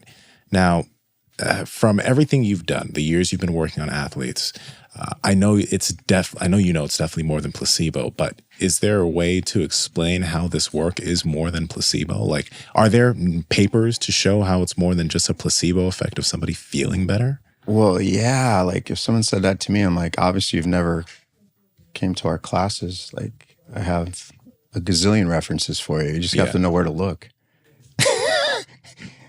Like, what model are you in? You know what I'm saying? Like, I got tons of it. In fact, what I do is, like, I'll say things like, we get on a table and I move you around and you'll say, is that my quad? Is that my hammy? I'm like, it depends on the mood I'm in. I'm like, sometimes I'm like, yeah, but that's like geography. Are we in the Atlantic Ocean? Yeah, we're there. But the reality is it's all the other stuff. It's not the muscle because the muscle is jello. And like, how can I prove that? Well, come here. I'll bring you into the lab. I pull my computer up and I have a dissection. I show you. And you see the tension. We can do it afterwards. It's probably not great to show right now, but you see the tension of all the different lines of connective tissue and they're cutting it in the lab. And then when you get to the muscle, it's just jello. There's nothing to it. So I say what I say because of what I've seen.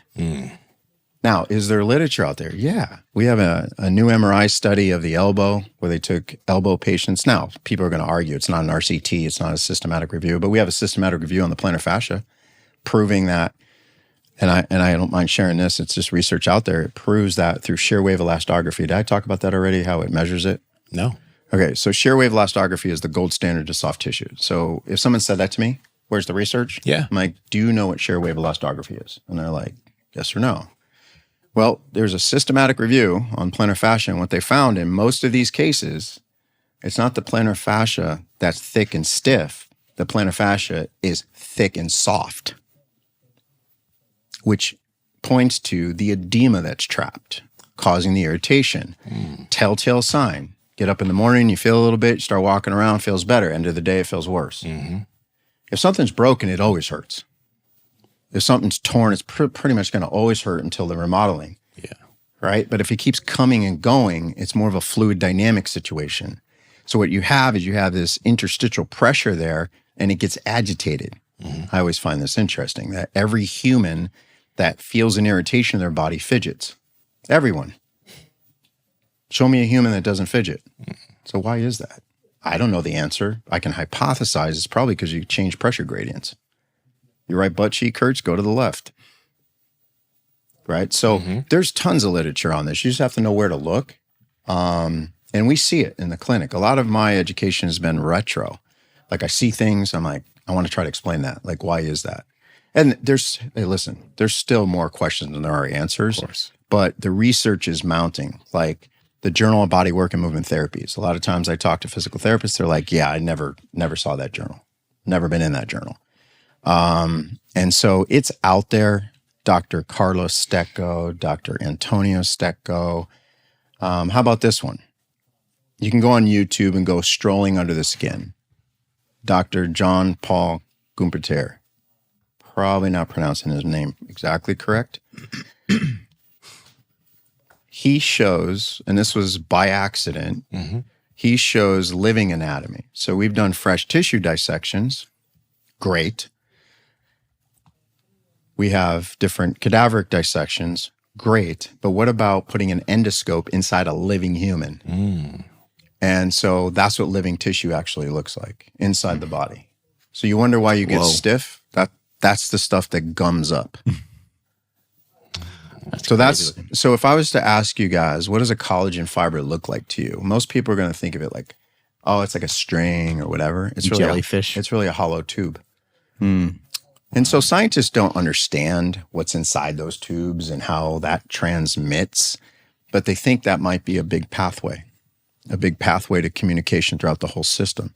So this is where it gets kind of out there and people are, especially evidence-based, are like, I got to see more. And it's like, I'm not going to wait 20 years. I don't have 20 years to wait. Yes. Like we know this stuff changes. And again, I've always said, we know a lot of techniques work. Our explanatory models are behind, but we're getting better at it. Yeah. I find it so funny just because like manual therapy is something that's been done by every single culture for probably Forever. Forever. Yeah. You know, it's something that people have known. This makes the body feel better and right, and that's why it's a practice. But somehow scientists will poo-poo it. Yeah, you said something interesting though, because there has been a question raised. Manual therapy, what does that mean? So when you look at curriculum, for example, a lot of times in the physical therapy world, they're going to learn what's called the low velocity, low amplitude, or medium velocity, low amplitude, whereas chiropractors are high velocity, low amplitude. So it's kind of, all it is a speed tweak. Yes. And technically there's really no difference between a butt speed. And they're kind of proving that there might not be that much difference. And so when we say manual therapy, like we got to define it. What's the context of that? Like, I'm talking specifically about soft tissue work. Yeah. So and no one learns that. Dr. Jeffrey Bove is probably, a super smart guy, and he said it best. He's like, there's no school that teaches this. That's the problem.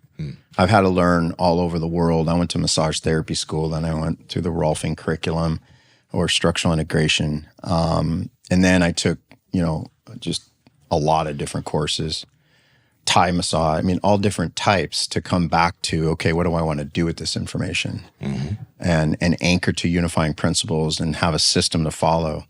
But the good thing I'm thankful for anyway is I started in strength and conditioning. And how I started was in strength and conditioning, training people, seeing a lot of issues in the tissues, and movement globally wasn't cleaning it up. Back to your original question early on, it's like it wasn't cleaning it up. So I knew there had to be something else. And what I later found was, and this is very important for the listeners, there's a big difference between being injured and being irritated. Yeah, a huge difference. So we use analogies like a bee sting. There's no tissue damage. We probably can't even see it on your body, but it hurts. Yeah. It's nasty. And when you wash out those chemicals, it feels better, doesn't it? Another example is a paper cut. It's like, hardly any tissue damage. But unfortunately, you can have a catastrophic cancerous tumor, have 3 weeks to live, and you have no pain.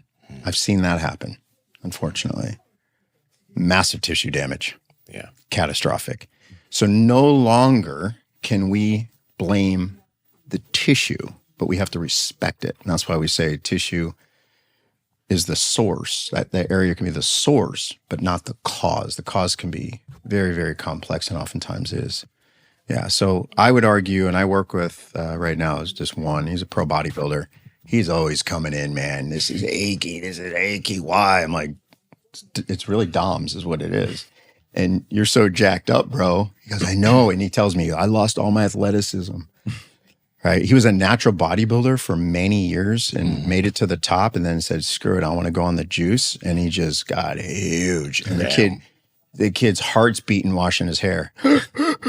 Like he's just too big and he's achy all the time. Yeah. And I'll say things to him. I'm like, hey, if you sit and watch TV, he's like, yeah. I go, what happens to your neck? He goes, it kills me. I go, feel better walking around? Yes. That's because you're stirring the soup. Training hard, right? What happens with training? All work creates what? Waste byproducts. That's part of being a human, an open system. Nothing's for free. Yeah. You drink, you pee, you eat, you poop. Well, you work, you have waste byproducts. That's why sweating is so important. You got to get shit out. Groceries in, garbage out. Yeah. If it sits, it triggers your sensors. Hey. And that's why people like tissue work, and it really helps to locally flush that stuff out. So. What do you think? Like, where do you think that pain comes from? Well, pain is a very elusive term. And the research will say this. Hate to say this, but I have a slide for that. Of course you do. Oh, these are all questions. You've been studying this stuff for 30 years. Well, no, these are questions that everybody asks, right? So if you look at, and when I show this, people laugh, right? Because it's slide 23. So when you look at that, take a guess. Like, I don't know where it comes from. Like, look at it. Like, and there's tons of references to you this, just trying right? to distract us. Well, look at that. It's a matrix, right? So let's just look at it. Injury to neighboring tissues. It can be lifestyle, diet, alcohol, smoking, We get athletes all the time, and we have a couple surgeons that have mentioned this. He's like, man, I'm telling you, I don't know if it's a correlation or what, but the weed smokers, I got a tougher time in surgery with them.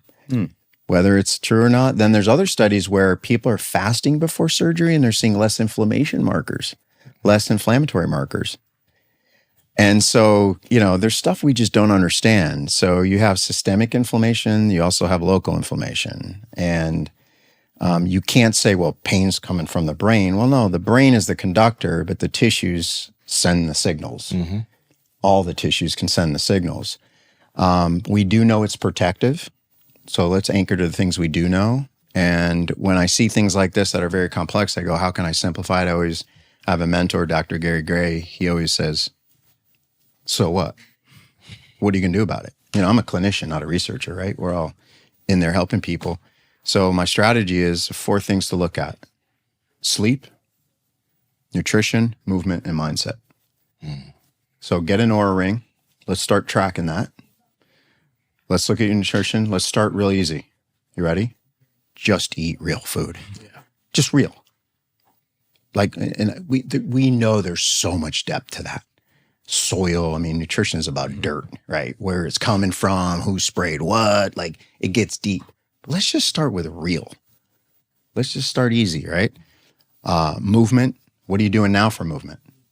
All right, how about tweak this and tweak that? Don't go like a new program, because now you're putting a massive stressor on the body. Let's take what you're doing. How about this? If you're walking a mile? Perfect. You and I just walked a mile. How about if we walk that mile, but then every 20 steps we do a reach like this and we do a reach like that? Why? So I can decompress your damn spine, because gravity's going to drive you to the ground. Yeah. Super simple. And then the next time you do it, we're going to go this direction and that direction. And now we're opening the system up. We're creating more variability in the system. Cool, easy. And then I want you to feel safe doing it. Man, give people all the positive things you see with them in the clinic. Don't tell them all the weaknesses they have and, oh, you got garbage knees. And this is a tangent I'll go on right now because this pissed me off early on. I grew up with a real strict stepfather. He said, you take care of your teeth. I have instructed the dentist, no Novocaine if you get a cavity. Ooh. So I'm a little kid scared shitless. I'm brushing and flossing like crazy. But what I learned at the dentist, when the doctor comes in, does the scan, does the x-rays, looks at it, checks for cancer, sends me to a hygienist. They do their gum scan and they're teaching me, and then they give me a little white baggie and they give me my stuff to work on. Hey, back here, you're missing back here. You did real good up here, but you didn't do good back there.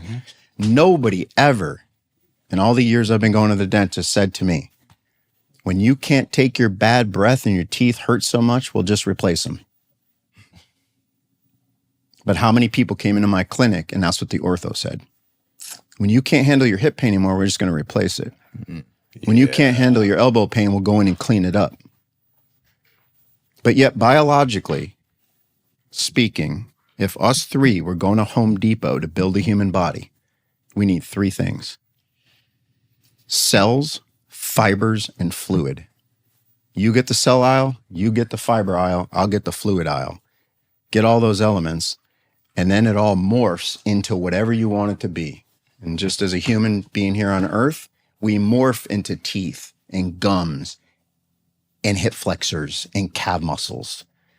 But they're all based on the 3 same fundamental elements. Yeah. They just morph into different proportions, but at an embryological level. So why are we not taking care of our spine that way? Why are we not taking care of our elbow that way and all the other surrounding tissue? It always baffled me. Always baffled me. So giving people, things to do and improving their mindset, hygiene of their body.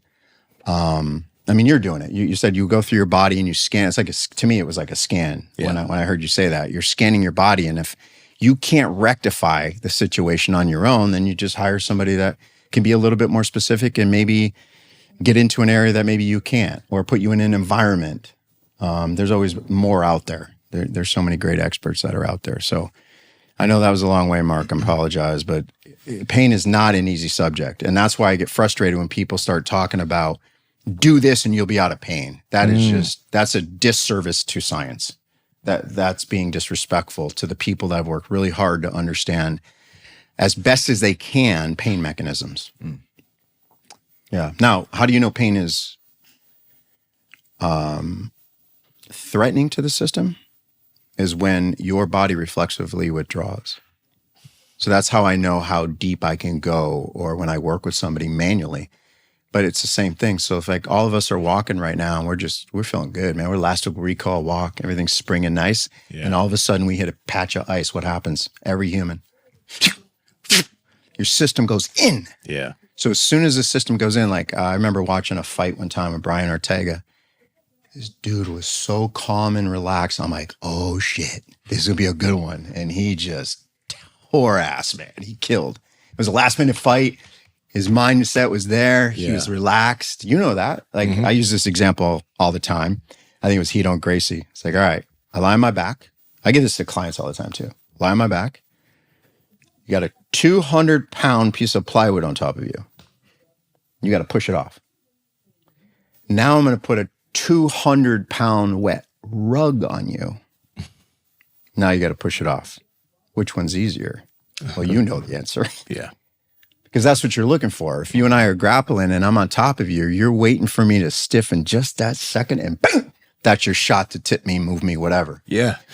So think about that principle now when we move. Your system starts to tighten up. That's a protective behavior.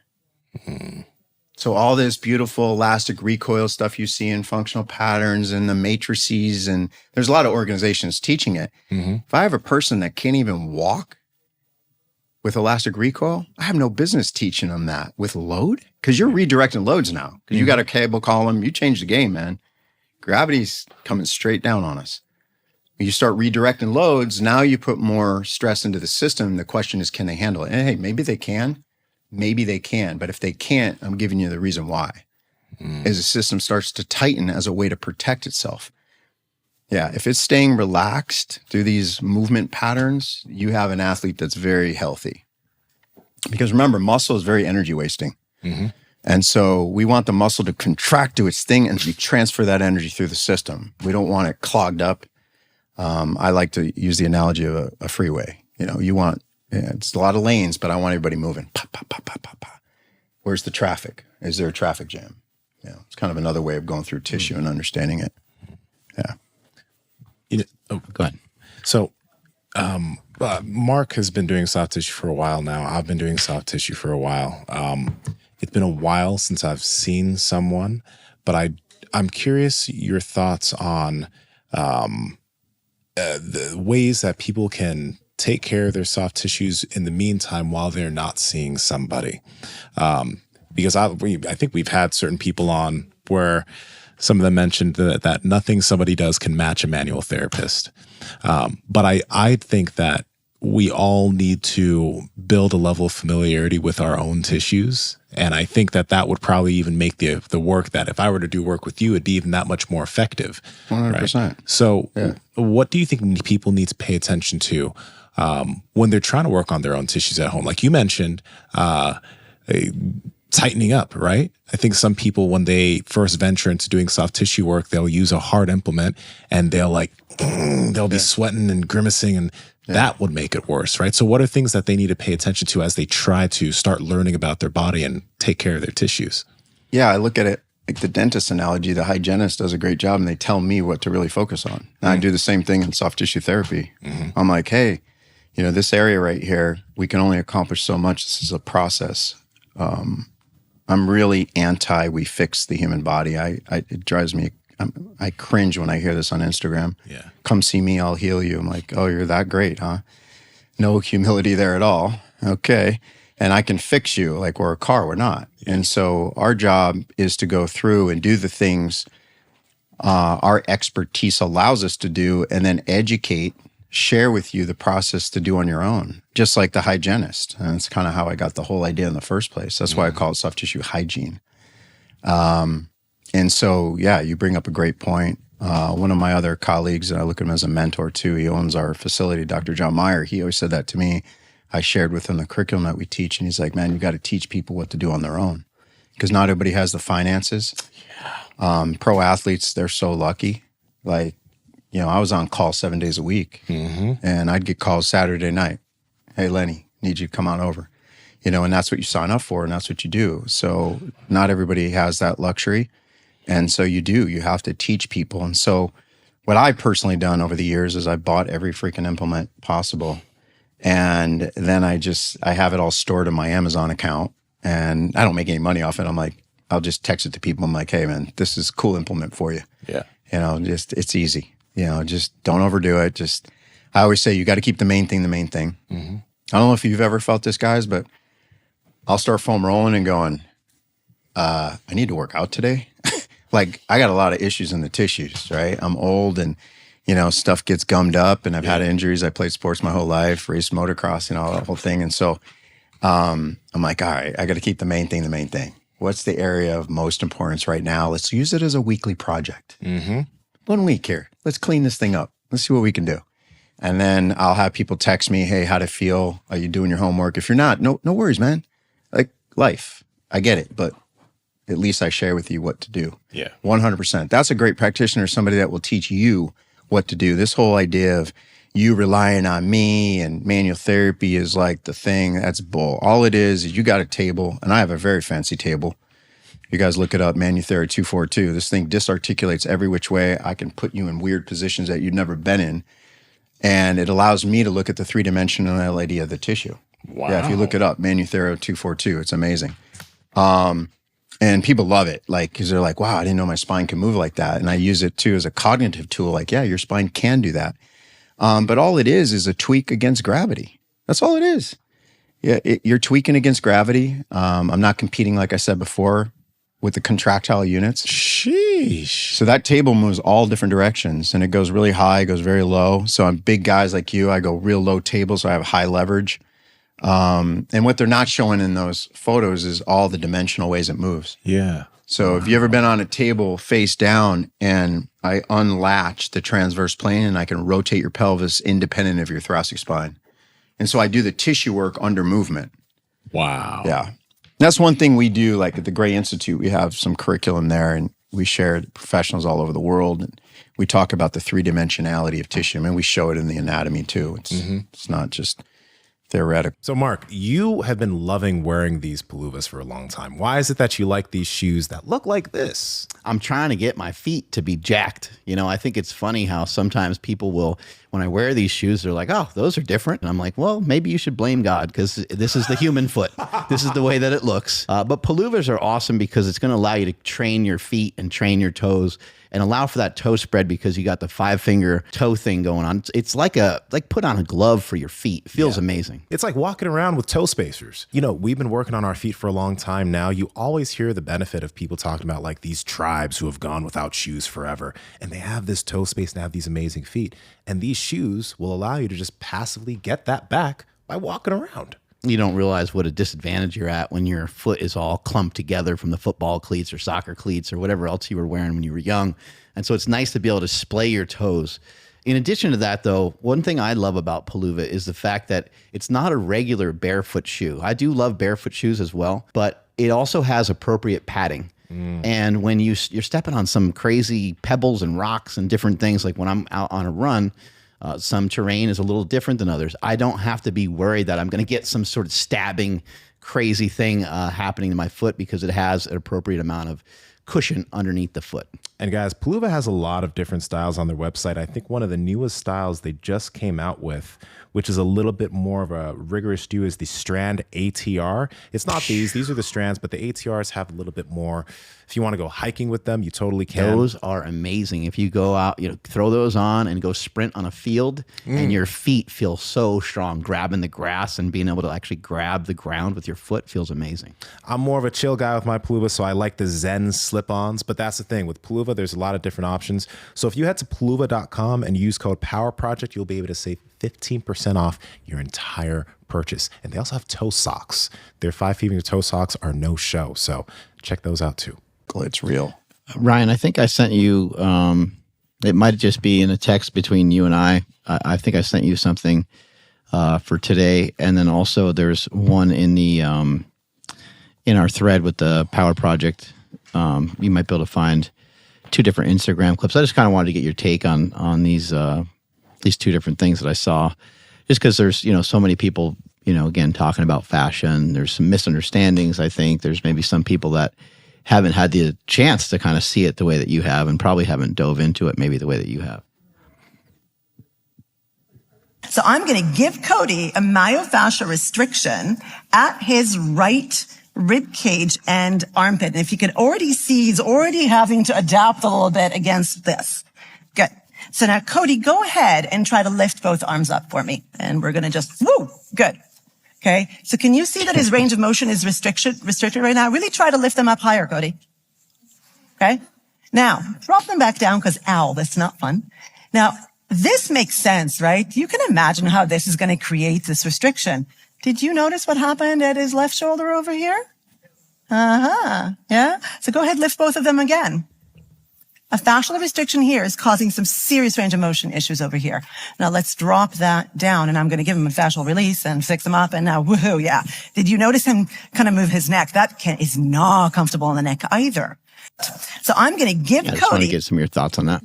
I mean, there's a little truth to it, and then there's this is where people get into trouble with people that read evidence and even understand the basics of what I talked about. So it goes back to that slide, that very important slide. What is health? What is dysfunction? What is pathology? If you have collagenous reorganization, technically it's called an obliteration of the architecture, you are not releasing that. I always make a joke, like, where are you releasing it, in the woods? Like, you can't cut it with a scalpel on a dead person. Now, I've dealt with this many times with mastectomies, breast cancer, augmentation. There's a lot of scarring, and scarring is like a bullseye. It could look clean on the outside, man. When you get on the inside, do you want to see what scarring looks like under ultrasound? Yeah. It's a video, and you can play it because it's my wife. I'll show you what slide it is. Let's see. And then I'll go back to your question. Slide 17. So this will scare women, but Brandy, unfortunately, the love of my life, she unfortunately suffered a strep bacterial infection, what we believe to be a razor blade. So I always say this to women. You shave? She says, yes. I go, every time you shave, do you put it in alcohol like a barber? Most people don't. They leave it in their shower. So what happened was the strep bacteria got into her bloodstream and threw her into, unfortunately, ended up as sepsis. So obviously that's life-threatening. So I actually saw, I can honestly say I saw an anterior tib work in person. Because on the top photo, when she dorsiflexed, you see the tib, the actual muscle, because they took the fascia off of it. So that's a fasciotomy. On the bottom, obviously, it's a graft. They took skin. This is how tough and tensile our skin is, which is part of fascia. It's a superficial fascia. They just took a patch here, and they put it right over it. So one is obviously her relaxed, and the other is contracted. Now, if you play the video, this is a famous fascial researcher. And what he did, it's hard to understand him because English is not his first language, but you see her foot. We just did this 3 years ago. This is the infection happened 11 years ago. For example, what is evident here is evident that we have a fusion among the layers of the fascia and the skin. Is directly a fusion among the epidermis, the dermis, but in particular of our deep muscular fascia. Then now, I think it goes to a remodeling or organization of the structure. Because if you remember, if I go, for example, in a good image of our fascia, we can see, what is this? This is the deep muscular fascia. The name in the leg is the crural fascia. You can highlight the superficial you'll fascia. see black faint lines to where it's highlight healthy. something retinacular cutis. That is this hyperechoic, because this is a splitting of the superficial fascia. But if I go where you have you had the Just a white fasciotomy, mass. is evident that we have this situation in which See, there's no there more is black a faint lines. remodeling of the deep muscular fascia, but is not the same to this. Okay, so now let's go back to the video. And this person says, okay, come on, I'll pay you whatever amount of money. Come on over to my house. Go ahead. And it's not going to, you don't think, and I'm not just saying this to be like a proud husband or anything, but I work on her feet while I'm watching Dexter. Yeah. For half hour, 45 minutes a night, because what happens with her, this is interesting. If you test her contractile ability, like she can dorsiflex, I can hold it strong, inversion, eversion, plantar flexion. You can dislocate her foot like that if she did like box jumps because the fascia's gone. So the elastic. So I learned so much about this stuff through this process at a pathological level all the way to what can we do. And we did manual therapy from the get-go, even when she was still on dialysis. Because remember, in the hospital, this was secondary. They wanted to cut her legs off. They were going to take her legs off, and I'm like, hey, Both wait a minute. her legs? Yeah, because she had it on both. Wow. And that's what they typically do when a person, they think this is the entry point. We're going to take the legs off. If you look up like toxic shock syndrome and all these other type pathologies, and you'll see people losing arms and legs. Yeah. And that's why they do that, because from a protective perspective, the organism shunts blood to the vital organs. So everything shunts to the vital organs. So the periphery starts to die off, and then that can start to pollute the system in simple terms. And so I'm like, hey, wait a minute. Can we just do fasciotomies? What if we can save the legs? And so luckily we kind of knew a couple people, and we had good people. On the top picture there, you saw the black line. So they have to keep this open for a while. That black line is a magic marker to make sure that the disease is out of there. So what they do is they measure that. They literally take a big marker and they just put a marker there, and they wanted to make sure. So they had to keep her open. If they close it too soon, that happened to a girl. I forgot, it was over in like North Carolina. She was ziplining, cut her thigh, gets infected, goes to the hospital. They closed her up too soon, ended up sepsis. And I think they ended up taking her leg. So yeah, this stuff happens more often. It happens. I've seen, when you get into this, you're like, oh my God, this happens more often than I thought. Yeah. Sad cases like, football, you get a scratch, jiu-jitsu, you get a cut, now you got strep. But what happens is this, you get that, it happens in surfing a lot. You get cut, little toxic stuff in the ocean, you go to the hospital, they're like, hey man, you're gonna be here like 4 days. We identified what it is. This is where cause and effect, linear thinking is really important. We did the biopsy, whatever, the culture, we know what it is. We're gonna give you the thing, and you're out of here in 4 days. What happened with her is she got infected by we don't know for sure, but we think she got infected with the medication. It took her into a tailspin. So it just catapulted into, worse and worse until it got to a point where she survived. But, I'm with her all the time, obviously. And what she has is chronic edema. She doesn't have the pump. So how important is soft tissue? Well, this collagenous matrix, when it has good integrity, it's your pump, and the muscle contracts into it. When the muscle contracts into it, it is your biopump that's critical, and she doesn't have it. Yeah. So long walks, she needs to have, a compression sleeve on, and then she just has to manage it. What will happen like around mile 4.5, 5, she starts getting achy. And that's what it is. It's pooling of the fluid. It's just the pressure starts to rise. A lot like DOMS. You worked out hard, you created a lot of waste byproducts, and it gets achy. What are some of the weird pressures that happen in our foot? Because I don't know how many other people have had dealt with various types of foot pain, but I've dealt with a couple different things, and there's like this constant. I guess you wouldn't even really think about it unless you got hurt, but there's constant pressure and repressurizing that's going on in your feet. I'm sure it's going on probably throughout your whole body, but you're just not pressing your whole body against the floor all the time. Yeah, well, I don't have any specifics for you except for when you look at the amount of mechanoreceptors. So think of mechanoreceptors like an ADT, a home alarm system. For whatever reason, the human body's got a lot of ADT sensors down there. And it makes sense because standing up, how do we know gravity? Our feet. And, there's a myriad of ways those can become dampened. Toes start to crowd themselves. Some of it can be structurally genetic and then more adaptive. It's probably more adaptive than it is you were born. People say that, my grandma had bunions and stuff. And it's like, well, a lot of it's more adaptive. You know how genetics are. It's like a loaded gun. The environment pulls the trigger. So even if you have a genetic predisposition towards something, if we catch it early on, we can alter loads to help with your genetics. Yeah. And that's why. What's the simple? There's a ton today of barefoot companies out there. Kids should be in barefoot shoes. They should be barefoot. And I get it. They got to be safe. I respect that. But yeah, a child is born with a perfect foot, and we want to develop that sensory information. And there's a lot of great, people out there talking about this. So, yeah. And I think it was just one more clip. Oh, so back to her point. Yeah, you just can't release things, and it's not that simple. Now, I'll tell you a better analogy. If you ever have any of your athletes have had a little bit pec damage, it's really easy to actually assess. What you do is you put your hand very lightly. If you overly compress, you might not feel it, and you have them go through their active ranges.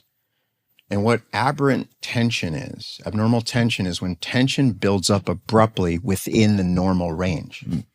It's supposed to build near the end, right? When I do this, the sensors are going stretch. The stretch sensors are going bing, bing, bing, bing, bing, bing, bing, bing, bing, bing, like that. They shouldn't be going bing right here. And that's what happens. So what the brain will do is say, oh, water going down the river, I'll just move around the rock. Unless you're in a bench press and you can't move because you created a constraint. Yeah. And now you tear it. You see? So that's where you're like, okay, tissue work can create some reversibility to the areas that are still healthy. So what we want to do in Brandy's case, where this fibrotic mess cannot be changed, we don't want that snag in the blanket to keep grabbing other fibers. Because you can have a snag in the blanket and the blanket's still functional. It keeps you warm. But you don't want that hole to get bigger and bigger and bigger, and then it's going to affect you getting warm. You follow? Yes. And so think of it like that, because the tissue is a fabric. Yeah.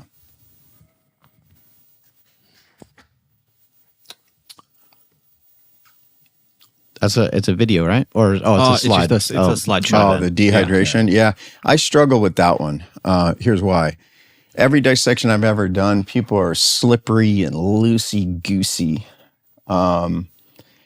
And so I find it hard to believe. I think what we're dealing with more in the living body is these micro circulatory stasis problems where the internal pressure gradient isn't as efficient as we'd like it to be. More so than, oh, you're just dehydrated. Yeah. Now, the tissue does, and I'll quote Helen Langevin, Dr. Helen Langevin from NIH. She's doing a lot of research on myofascial pain and the etiology of it, which is unknown if you look it up. But they're working on it, and that's what scientists do. They're like, hey, we don't know exactly. It's multifactorial, and we're trying to figure it out.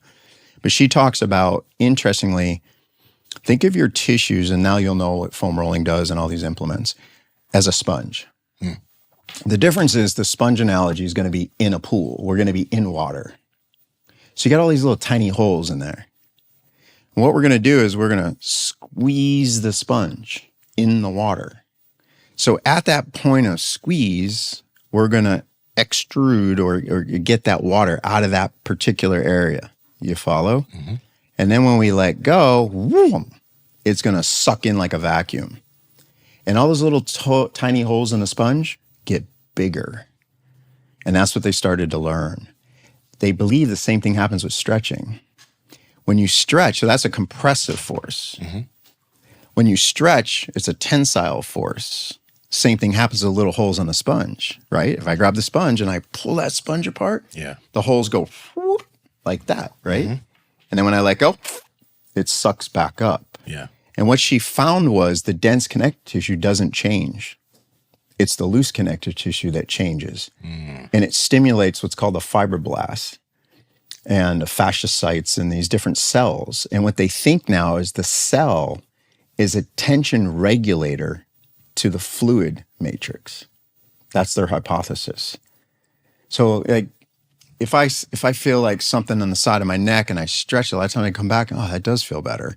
So yes, it affects the neurology, but it also affects the fluid system. So you go back to the system that we developed, soft tissue management system. What's the first phase? Balance sensitivity and balance fluid regulation, the nervous system and the circulatory system. So I'm going to make things real simple.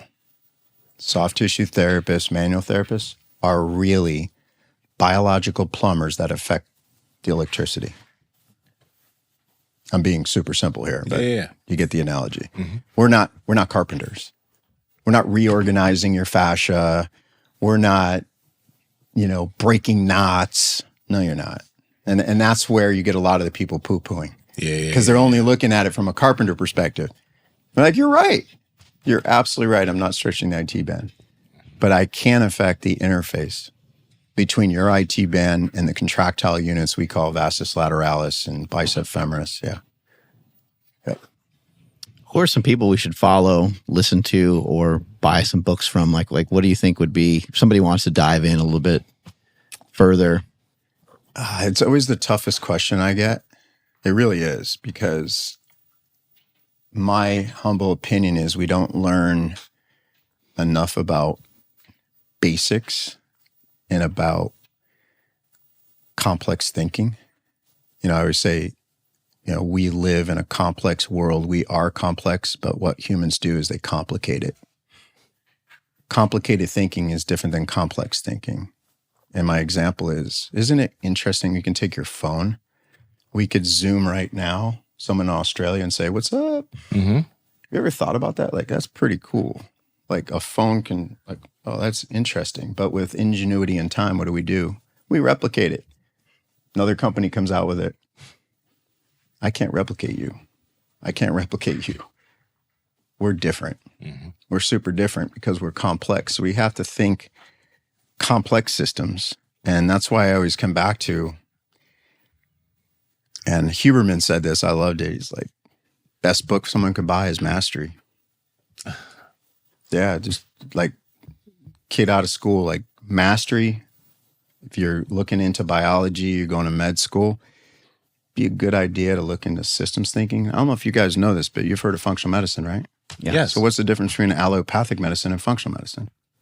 One's a systems approach and one is a linear approach.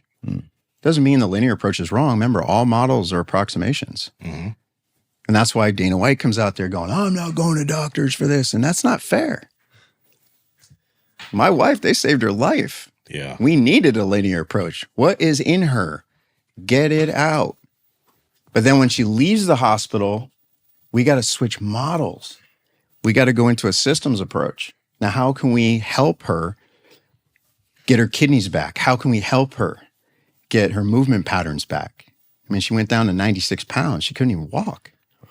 They just checked her off. We saved her life. Mm-hmm. You know what they did? They had a set of 4 surgeons. One side, they tied her too tight. So when she grew her weight back, to this day, she feels like there's bands ripped right around her ankle. Mm-hmm. And the fluid builds up because she was 98 pounds when they put her, put the grafts on. And she gained all her weight back into that new structure. Yeah. So now she's dealing with it. What do you think? She's going to go back to the surgeons? In fact, the surgeons never even contacted her. They went home that night saying, man, we saved this girl's life. Mm. They're different models. So it's a long way of saying, but I'll give you some authors. Dr. Robert Schleip, all of his work is great. Yeah. I think he's amazing. Once a year, he does a 1-year review on connective tissue, and I take it every year because he scours through the research. He does the hard work for you, and he brings great practicality to it. He practices what he preaches, which is one of my things. Someone shows up to me and tells me about the body, and they don't do anything for their body. I have tough time with that because I think evidence is great, but practical experience is huge, and the combination of both is beautiful. And I've learned the most from people that have both. So Dr. Robert Schleip, bingo. Dr. Helen Langevin's work, like stretching, she's got YouTube lectures. All that stuff's great. Dr. Carla Stecco, her book, The Functional Atlas of the Human Fascial System, it has to be in your library. Not only is it a great reference for pictures of what anatomy looks like on a fresh cadaver, there's a lot of written components that are very practical for practitioners. So phenomenal resource. Dr. Antonio Stecco is another, it's her brother. The family's been in fascial research for 40 years. Wow. And he's interesting because I got to spend over a week with them both in the cadaver lab and in lecture and, having dinners and stuff. He's a physiatrist, teaches at NYU from Italy. But what I found interesting about them, what I got to know, is they're also practicing doctors and researchers. And so the combination between the two is huge. You'll always see a bit of a slight bias to somebody that is just doing research.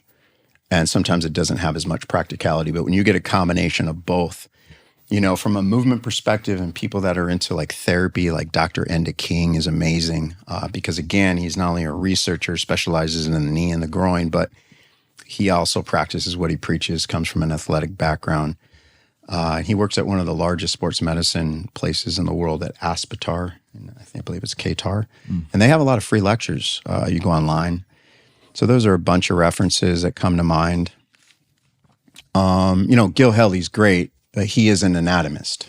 So if you want to learn a little bit about anatomy, like he has a wonderful membership. It's a very nominal fee. You go on there and you get to look at cadaveric dissections and you really get to see it's not as clean as the textbooks make it seem, you know.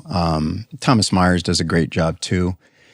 You just have to be careful with all these connections. People are like, oh, this train and that train. Well, guess what? There's an infinite number of trains. You can create any train you want. No disrespect, but it's the reality.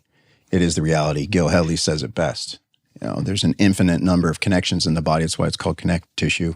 You know, so I'm more about the person and the function than I am some textbook telling me what plane to work, you know. And who else comes to mind? For the systems thinking book, there's quite a few authors that use systems thinking in the title. Is there a specific book? If you show them to me, I think I have like 5 of them, but there's a couple that they're real easy reads. Okay. Yeah, just systems thinking. Gotcha. And it's one of those things I say, don't go front to back unless you really want to. It's really trying to grasp how does that relate to the human body. Got it. Okay. And I think it's titled Systems Thinking, period. Yeah, but you can always text it to me. Okay. And I'll show you, yeah, this is the better one. They're really cheap too. But it's just like fundamentally, oh, that's interesting because we have elements, we have an interconnectedness, and we have a behavior.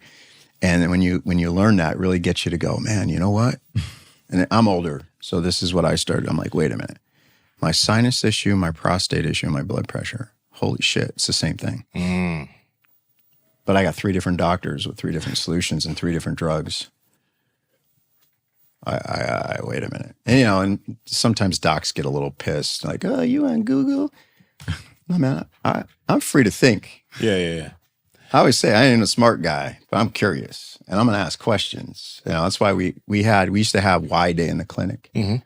So you guys are working out, and you got to challenge each other while you're doing what you're doing, but you can only answer it using principles. Not opinions. Give me your principle of why you're doing it. That's fun. It's a good mental gymnastics. But anyway. I first started hearing about transcriptions from Thomas DeLauer. Yep. And, you know, Thomas is somebody that's an animal with working out. You got a chance to work out with him. I worked out with him. And he's kind of always on the front lines of like, you know, finding out about these new companies that have cool things.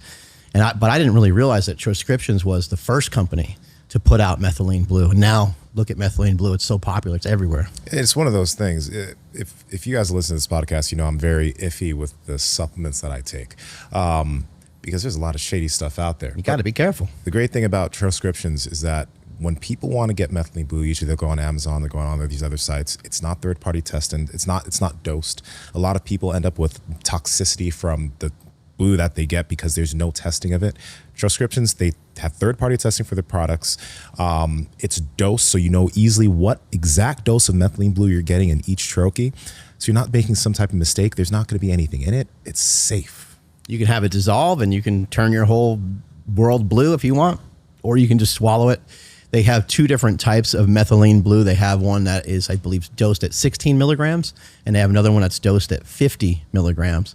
So make sure you check the milligrams. I don't recommend anybody start at 50 milligrams, but the 16 I feel is very safe. You can also score the troches and you can break them up into smaller bits. Yeah, that's what I do. And in addition to that, on top of the methylene blue, they have a lot of other great products and stuff as well. They got stuff for sleep. They got stuff for calming down, all kinds of things. I gotta say, I use it about 2 or 3 times a week. I use it before jiu-jitsu. And the cool thing that I've noticed, and I've paid attention to this over the past few months, is that after sessions, I don't feel as tired.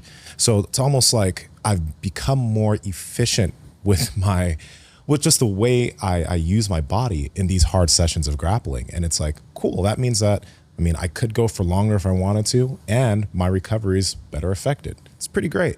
I know Dr. Scott Schur, we had him on the podcast, and he talked quite a bit about how he recommends methylene blue to a lot of the athletes that he works with. Yeah. And they're seeing some profound impacts. And one of the things I've heard about it is that it can enhance red light. So those of you doing red light therapy, or those of you that have some opportunities to get out into some good sunlight, it might be a good idea to try some methylene blue before you go out on your walk or run outside or whatever activity it is that you're going to do outside. And this stuff is great, but please, like, first off, they have that stuff for staying calm. They have stuff for sleep. But remember, this stuff isn't a substitution for sleep. This isn't a substitution for taking care of your nutrition. This is supposed to be an add-on to all the things that we already should be doing, and it's going to make things so much better if you're doing everything else too. And I think this is just a little different too than just adding some magnesium to your diet. I think this is a little different than, treat these things appropriately. Make sure you do some of your own research. But if you're taking medications, SSRIs, you better talk to your doctor first. Don't be popping these things. And if you're taking any medications at all, it'd be good to double, triple, quadruple check and make sure that you're safe. Transcriptions has a lot of great things that you need, so go and check out their website when you have the opportunity. Strength is never weakness, weakness never strength. Catch you guys later. How can those two first ones on the left, the one with the funny colors there, I don't have my glasses on, but the next one is good too. Systems Thinker. Ooh, okay. Yeah, that's a good one. How can people learn from you, Lenny? We teach a class for professionals. I've now stepped down from full-time at the NBA, and I'm just in private practice at the Meyer Institute of Sport in Los Angeles, like 5 minutes from LAX. And we'll teach a course there once a year, and then we're hired to go out, contracted to go out and teach. And, there's not I always say, all of us are in practice and we're working. So it's 2 days, but you learn a lot, and hopefully it opens up pathways for you to then go your own way. I am an anti-guru dude. This is never going to be Lenny's soft tissue management system. I want to look at the basics. I want to create framework, and I want you to plug in your model. And I just want to help to complete a bigger model. That's it. Or add another incomplete model to your incomplete model, right? And so just make people think through the process. That's my ultimate goal. And we do that, again, through the Great Institute. It's greatinstitute.com. There's a personal training, physical therapist, athletic training certification called the Certified Applied Functional Science Program. What I love about that, if you don't mind, we have time, I want to share this because this is like, if people look this up and just take a screenshot of this is pretty cool. You won't recognize me in this because we did it a long time ago. I had hair back then. It was dark and I looked a lot younger. But why has it been so successful? That was our challenge. Why was this so successful? If you look at this, I'll show you what slide it is. It's slide 27. So we created this. So you throw out at me different training methods. I don't care what you throw. It doesn't matter. They're names. I'm going to build it right here for you. Step number 1, it's got to be in a position. What are all the positions in the world? Standing, seated, kneeling, supine, prone, side lying, and inverted. What other positions are there? People say hanging. I'm so you're still vertical. To me, you're still standing. Now you just took the verticality and put it in a different environment called a bar. Okay, so those are all the positions. Determine the action or motion. Call it what you want. You want to call it downward dog? You want to call it gyro? I don't care. Call it what you want. But what I'm going to look at is your body's position in space. We know that gravity exists. We know that ground reaction exists. And we know there's mass and momentum. Okay, so basics. And then step 3 is select the relative variables. So these are all your variables. So let me ask you a question. What's the last thing you did for a work? What movement did you do? What position were you in? I was standing. Standing. Okay, what action? Throw. Throw. Yes, a throw. A throw. Okay, cool. So did you squat down and grab something? Yes. Yeah, okay. So yes. and so I would ask you, like, what did that throw look like? Because a throw can be a million things. Were you throwing a baseball? That's an overhead athlete. Yeah. You were doing something different, It's right? an extension backwards. Right. Okay, so down, up, throw. Okay, so now I look at that. What were you using? Implement? Yeah. Sandbag. Sandbag. Cool. What if we wanted to tweak that? Have you ever done it with a water bag? No. Which one's more jiu-jitsu like? Both? both to an extent, but depending on how loose the person is. Exactly. Right? Yeah. Like the average person doesn't know. If you come in clinch, as soon as you clinch, what do? You drop your body weight. Where the average person's like, nah, you clinching strong. No, because you just turn your hips and you're going to swing them like a swing. Yeah, and they're going to fly off of you. Yeah.